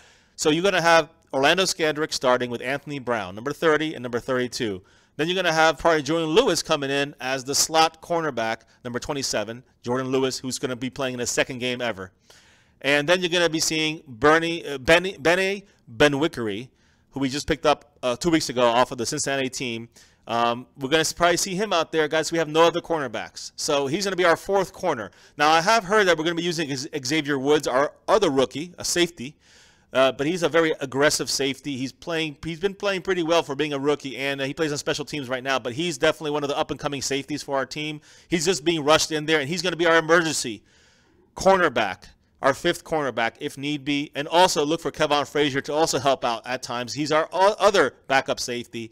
We're down. That's it. And we don't have any more safeties, any more cornerbacks. I just named to you our entire 6 defensive backs or 8 defensive backs that we have, and that's it. So if any injuries occur this game, we're in trouble, guys. Can't afford any injuries. And we got Scandrick back from an injury. Lewis is back from last week was his first game from an injury for the whole training camp. So even the guys that are in there are a little bit injury prone, guys. So let's hope for the best for those guys out there. If we could keep them out there in the field and keep some kind of pressure on Carson Palmer with our defense, I think that's where we can really turn the game around, make a turnover here and there, give us a short field to work with, and not have to deal with the Cardinals' defense as much. Now, that's where our whole key comes down to, though. I will say, my brother, Dr. G, that I think it comes down to when the Cowboys play on offense. If we establish a running game, like you said, the game is pretty much over. And I do think that if we don't get the running game, it's not over. But if we get the running game, it's over. So for your Cardinals' sake, you guys have to stop us. If you don't, I think the Cowboys are going to be able to dink and dunk and do underneath passes to Witten, to Beasley, to whoever. Occasionally, even once in a while, to Dak, and even to our running back, to Zeke out of the backfield. So, I mean, we are good at doing that. We are also great at running the ball. And I think the offensive line has something to prove. Especially after last week, everyone's talking about the offensive line, the Cowboys, and how they've gone down. And one bad game in like 2 years, guys, really, because of the altitude in Denver. We played there 8 years. So there should be no real fear about our offensive line going down to that level we played against the Broncos. Look for them to be playing at that level when we were at the Giants, or even better than that, because they're trying to prove themselves. Number one, prove themselves from last week's debacle. Number two, it's on national TV to show the world, the country, the world, everybody, the NFL, that the offensive line has not gone anywhere, guys. And aside from La'el Collins, number 71, which I know you said you guys have rushers out there, Dr. G, that, going to give us trouble. I think that 71, La'el Collins, has been pretty damn good against almost everybody except for Von Miller. Even against Von Miller, he didn't do as bad as I first thought he did. But, eventually he broke down.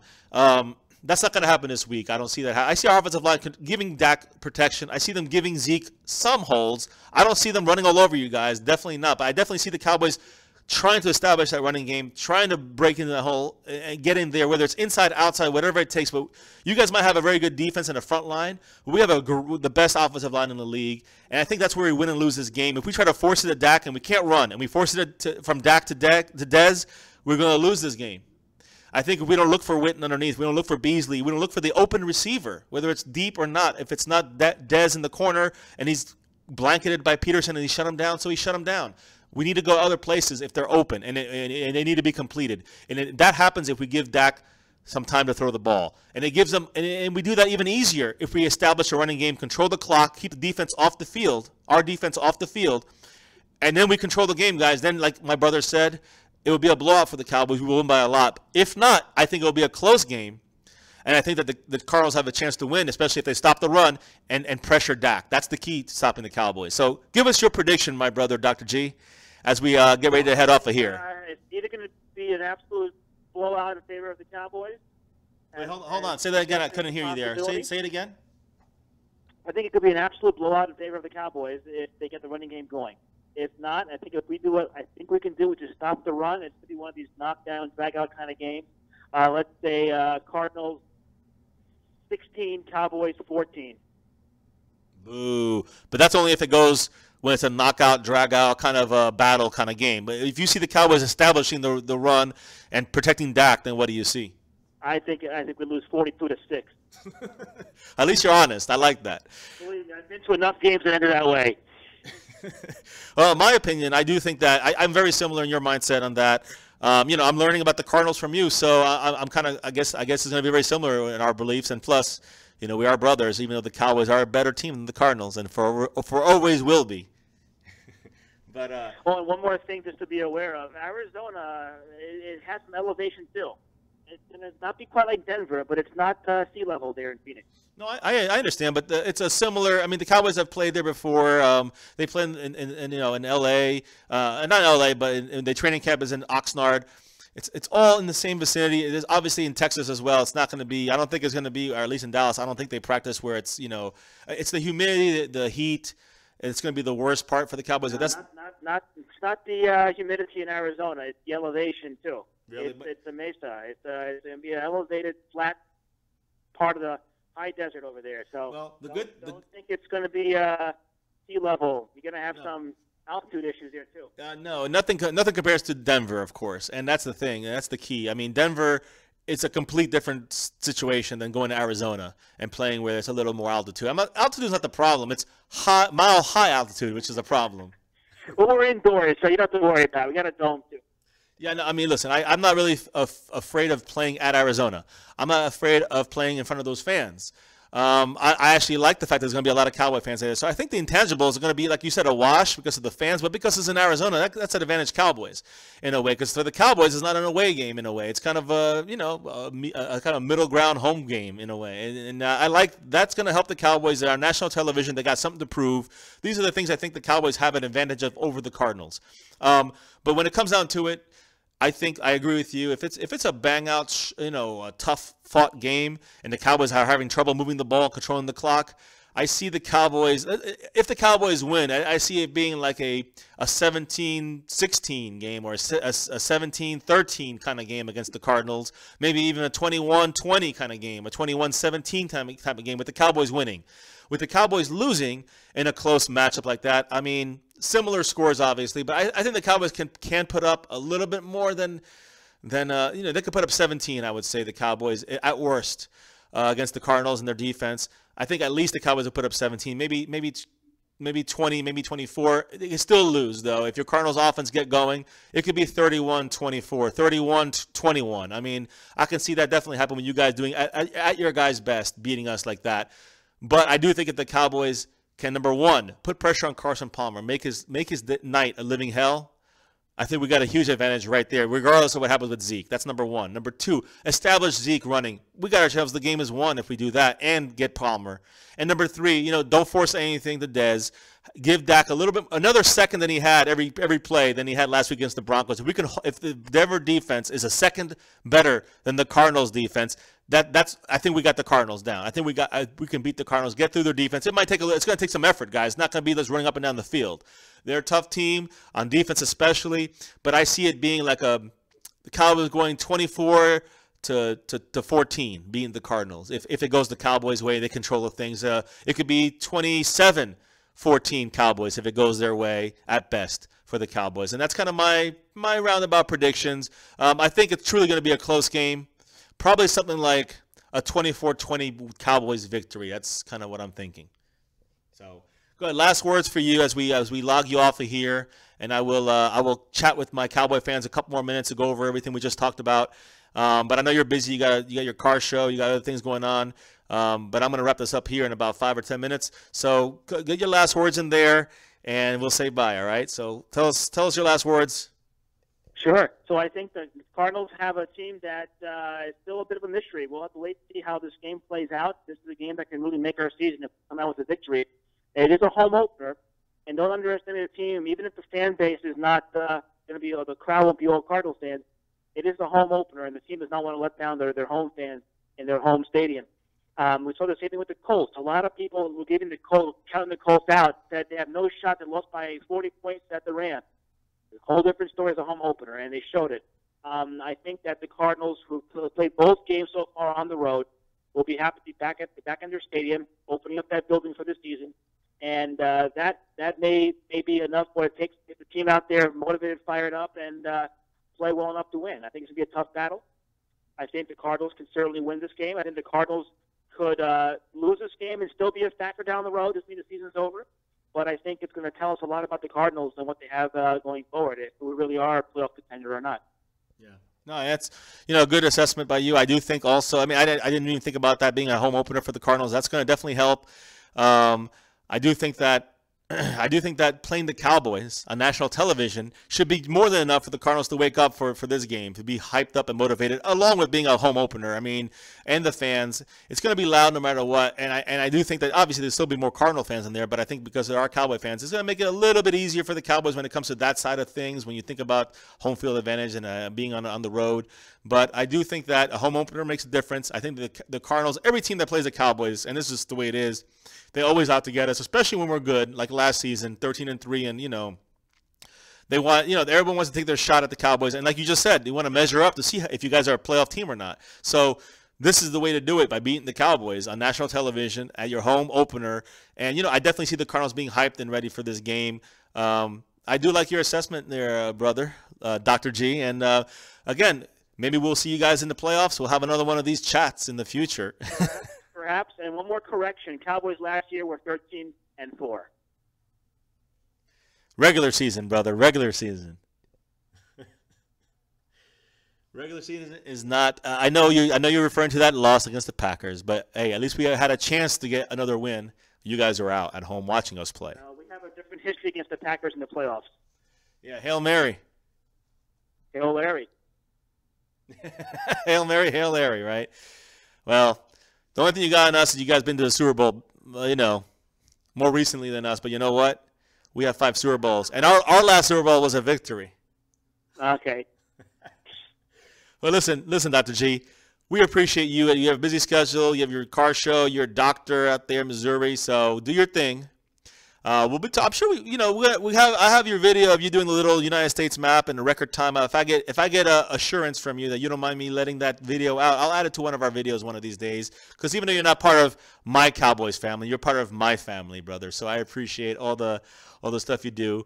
There in St. Louis, being a great doctor and researcher and all that stuff you do, and helping our name grow and all different. Our last name grow. Our real last name. Yes, indeed. It's been a lot of fun talking to you on my Cowboys family.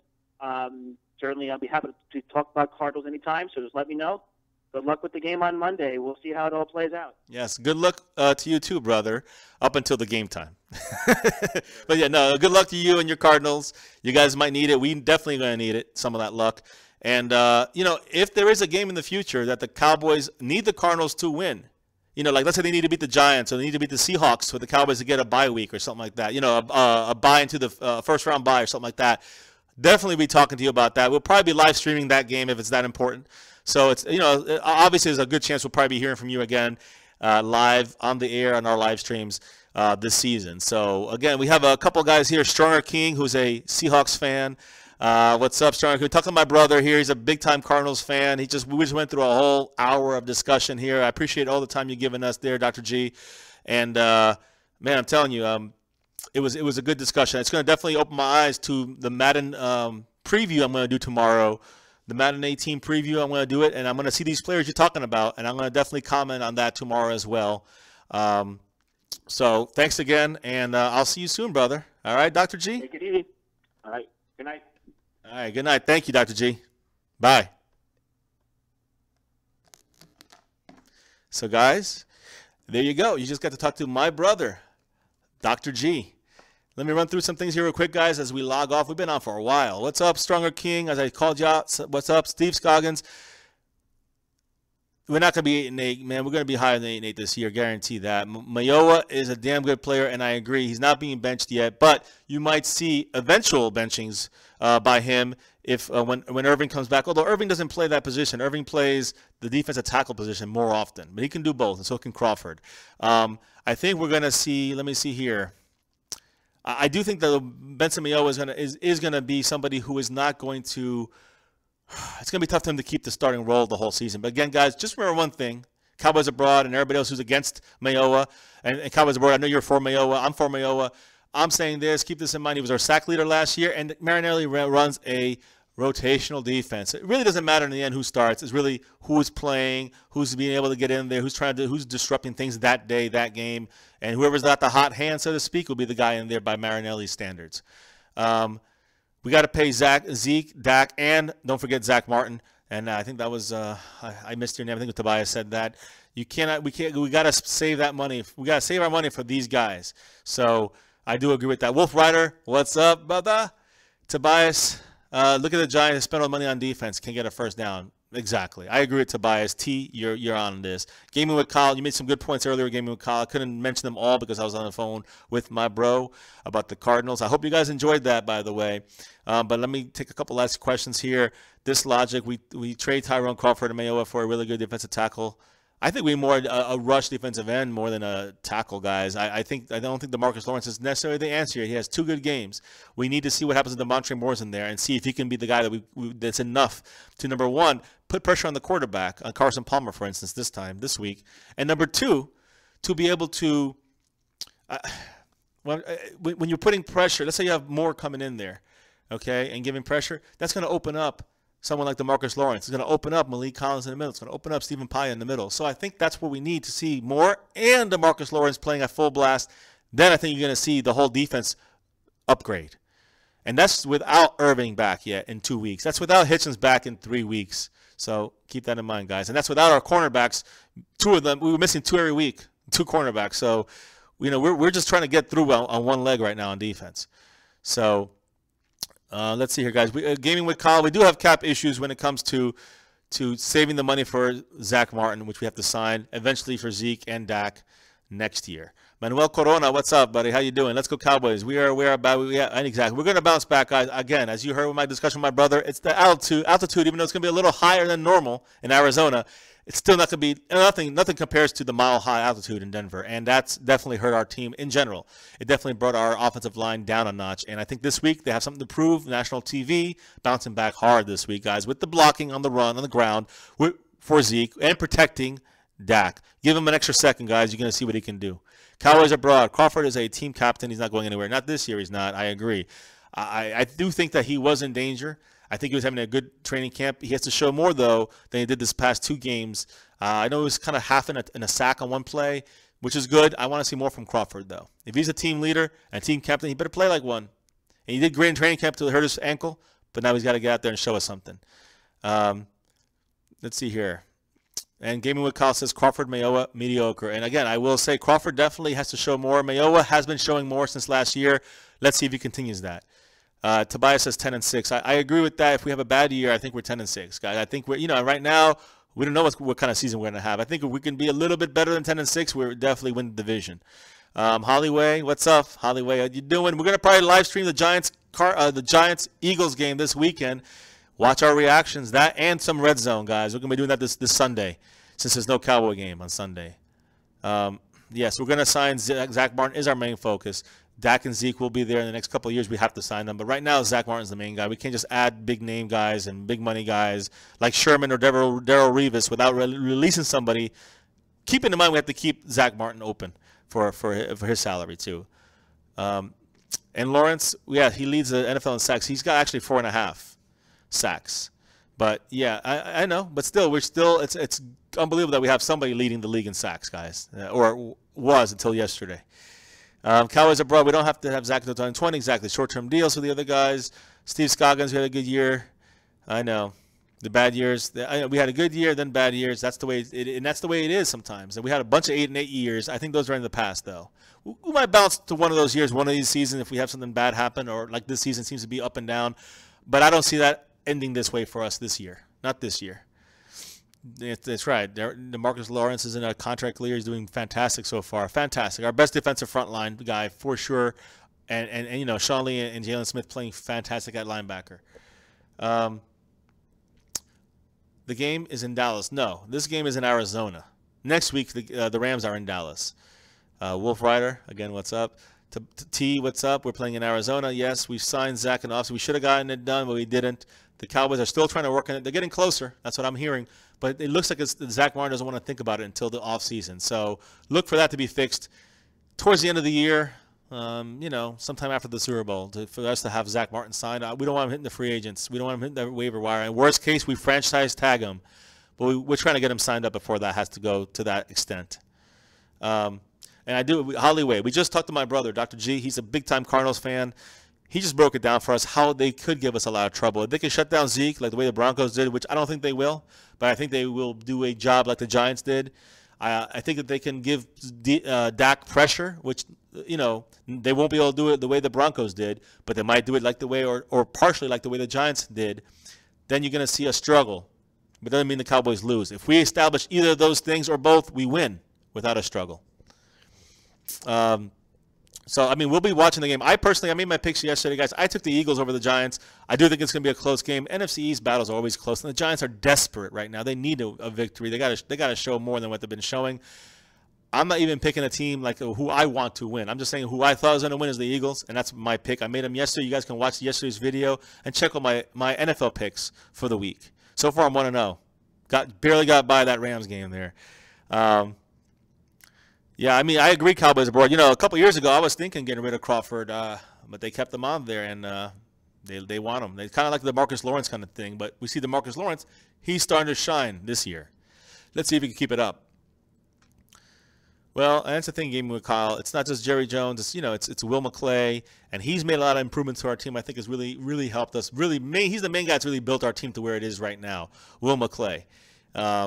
I think that since Jerry Jones has taken a back seat, things have become a little bit better for our team. We built a team through the draft. We built a team through scouting and through players, personnel. And yes, we have filled in some bridge players. Yes, we have gotten some cheaper players, but it's allowed us to keep our offensive line that we have. It's going to allow us to keep Dak and Zeke. It's going to allow us to keep someone like Dez, who maybe, if depending on what happens with Bryce Butler, with baby Dez, you know, Noah Brown, a lot of these guys in the next couple of years, you might see Dez Bryant traded. You never know. Would not surprise me in a year or two to see that possibly on the rise. If Dez does not become, and I don't think he's going to, he does not become an elite receiver. He's not yet that elite receiver. He's not a Julio Jones or Antonio Brown or OBJ yet. Not there yet. He's like Demaryius Thomas, which is that level right below that. A great receiver, but not an elite receiver. Yes, Rack City. We're going to have some mods on Monday. Don't worry. Next couple days, I'm going to try to build you guys up. I know we're going to have 2 or 3 for sure already in here. We're going to need some more on Monday night because we get 13,000 people coming through here sometimes. And there's a lot of crazy stuff, a lot of trolls, a lot of haters. I don't mind the haters. I don't mind even the trolls. As long as it doesn't become something where it takes up the entire, you know, chat box. Or, of course, any cursing, any innuendos of any sort, that's got to go. So just for the future modders and the current ones, so you guys know how we're going to do this. We'll go over it again tomorrow, the next day, Sunday, Monday, before the game. Trust me, guys, we'll get it all in place. I don't know, the Marcus Lawrence or the Montre Moore Cowboys abroad? That's a great question. And the Rams, and Steve has the Rams more worried than the Cardinals, the Rams game. Let's forget about the Rams for now. The Rams got 10 days to practice for us. We got to worry about beating the Cardinals first.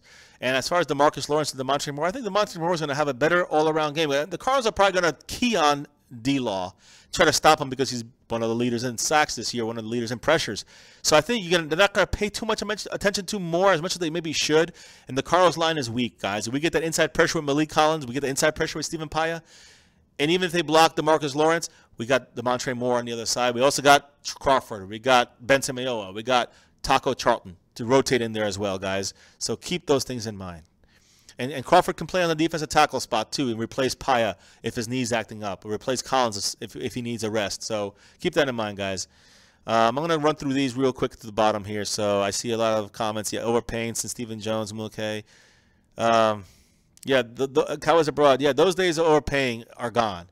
And again, I'm glad about that. With Stephen Jones up there taking over a little more for Jerry Jones and Will McCray, definitely, making very good, sound decisions in general. Of course, not everything's perfect, but in general, it's a big upgrade.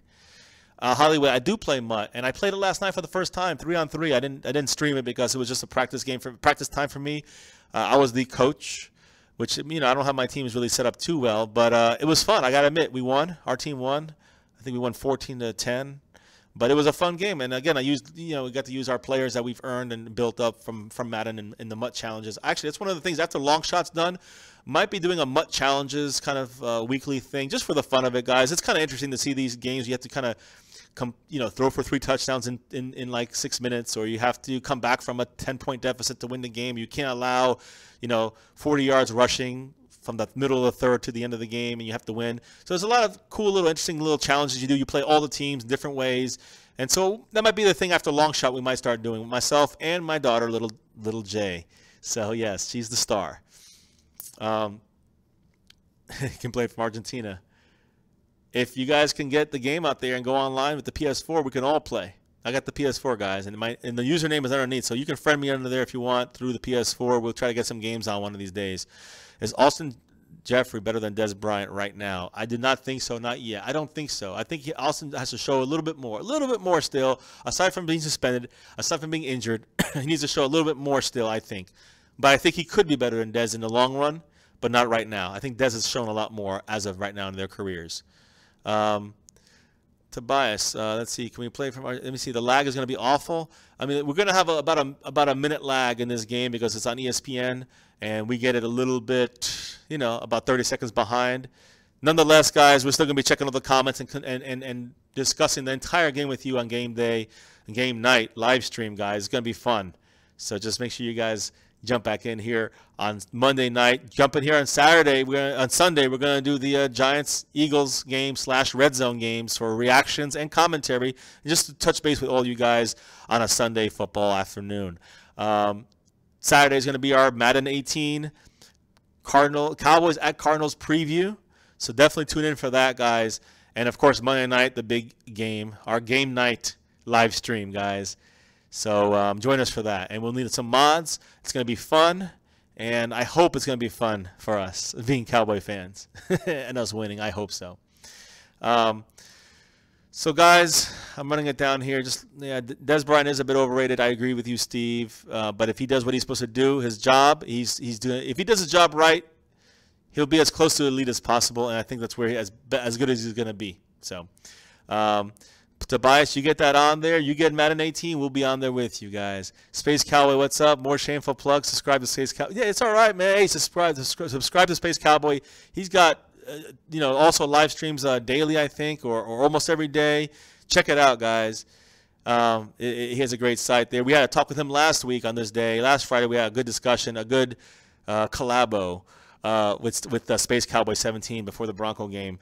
But this week, I wanted to get my brother, Dr. G, in there, since he's a Cardinal fan extraordinaire, and he definitely broke it down for us tonight, guys. I don't think there's any fan out there for the Cardinals that could have broke it down better than my brother did tonight. So if you missed it earlier today, go back and watch it, guys. It's a great breakdown of the Cowboy-Cardinal game, especially from his viewpoint, from the Cardinal side of things, and then you, of course, see my viewpoint from the Cowboy side of things, and we put it together, brother versus brother, and it's very interesting, guys. So check out my brother, Dr. G's analyzing of the Cowboy game, of his Cardinal team and what their strengths and weaknesses are, guys. Very good. Make sure you guys hit the thumbs up or the like button for this stream, guys. We appreciate it. It definitely gives a boost to our searches. For people searching for Cowboy stuff, they come here first when they see a lot of likes. Also, if you're new, guys, hit subscribe. Make sure you hit subscribe, hit the little notification button, because we do our live streams daily. Talk with you guys every day. Get out the Cowboy news, updated Cowboy news every evening, and do our game day live streams, guys. You know it, Monday night. It's coming. So, final questions here. Cowboys abroad. Which guys are going to produce most pressure to produce this week? I think the offensive line has the most pressure to produce. Once the offensive line produces, I think Zeke will produce, and I don't think he has that much pressure on him, but I think Dak has more pressure. I think the Cowboys' defensive secondary has a lot of pressure. So we shall see, guys. So Gaming with Kyle says, I'm headed out. Today was very sad. Lost my 15-year-old. Oh, man, I'm so sorry about your bulldog. Animals are like family. Trust me, I know. I've had two animals, not two families. Yeah, man, it's sad. I'm sorry about that. Gaming with Kyle, man. Take care. Gaming with Kyle number 88. Take care, bro. So Space Cowboy is doing his live stream daily. Go check in on that, guys. He does some great stuff on there. Everybody else, guys, Manuel Corona, Tobias, T, Steve Scoggins, Space Cowboy 17, Gaming with Kyle. Everybody that's on this stream, Wolf Rider, Purple Gaming, Amy Can Fly, Frankie G, Barry B. I could keep going. We had Terabelli on here. Sometimes we have Law Nation on here. Guys, we appreciate all of you. Thank you for watching this channel. I have to do an extra special thank you. Two thank yous. One to Mr. ESPN, if he does come through with the microphone. Thank you for that. Information has been sent out. Hopefully the second microphone will be coming. And we will be able to not have to pass it back and forth all the time. It's annoying for you guys. It's more annoying for us. That's number one. What's up, Junior Mute? What's up? We're ending the stream now, but go back and check it out. My brother broke down the Cowboy-Cardinal game, the Cardinal side of things, fantastically. And tomorrow I'm going to break down the full game through Madden 18, guys, so keep that watching. Rack City, thank you also for showing up and modding. Thank you so much, everybody on here. And an extra special, aside from Mr. ESPN, an extra special thanks to my wonderful brother, Dr. G. Thank you for helping us out today with your Cardinals insight. You have expert knowledge when it comes to the Arizona Cardinals. You are a true fan of the Cardinals. Much respect. I'm a true fan for the Cowboys since birth, both of us. I don't know how we split ways, but it happened. And I'm glad we got you on here to really discuss and break down this game with me today. So, Dr. G, thank you, my brother. And thank you to all the fans out there, all the Cowboy fans. Thank you to my family, and thank you to my Cowboys family. So, guys, it's all good. Junior Muth, go back to the beginning, watch it. We have all the updates with the Cowboys injuries, some Cowboy news. Make sure you guys watch that Emmitt Smith thing, the Emmitt Smith special tonight on NFL Network. They're going to probably replay it 20 times. It's a special timeline on the great number 22, Emmitt Smith. So watch that as well as this. Again, guys, if you missed some of the important information at the beginning of the stream, our important injuries with T. Will, with Bryce Butler, with Chidobe Awuzie, Anthony Hitchens, who's coming back sooner than later, and, of course, Nolan Carroll being out. Okay, and Skandrick being limited, but we'll definitely play on Monday. Anyways, go back and check it out. We have other stuff on the Zeke trial. He's guaranteed 2 more weeks, guys. Awesome. So go back and watch that. And definitely check out the conversation, a good 40-minute conversation I had with my brother, Dr. G, about the Arizona Cardinals and what their weaknesses, their strengths are, and what they need to do to beat the Cowboys and how they will be beat by us. What are their weaknesses that we can beat them? So watch that. My brother really broke it down. He knows a lot about the Cardinals as much as I know about the Cowboys. So, guys, I hope you enjoyed it. Peace out, Cowboys abroad. Thank you all for joining us again. My fiance, she's right now hanging with her son, little G, some playtime. And as they say, as my little one says too, little J, my daughter, she's with her mom for this weekend. It's the time-sharing thing, guys. 50-50. You know how it goes. But I'm sure she's watching this stream too. So hello, sweet child of mine, little J. And they all say this, as well as all of you guys. 2 important words, guys, that we always end these streams with. And you know what it's going to be. Let's hear it. Someone said it already. When is it coming? There it is. There it is. Junior's got it. Junior's got it. Go Cowboys! Woo! Thanks, guys, and we'll see you tomorrow for the Cowboys Madden breakdown of the Cowboys-Cardinals Monday night game. We're going to go in deep breakdown tomorrow about that. So watch me on a PS4 right here on YouTube. We'll see you all, guys. Thank you all for joining us. Thank you. Extra special thanks to my brother, Dr. G. And we'll see you all tomorrow. See you Saturday. See you Sunday for the fun live stream. And see you Monday night for the big game night live stream here, guys, with my Cowboys family. Love you all. Go Cowboys.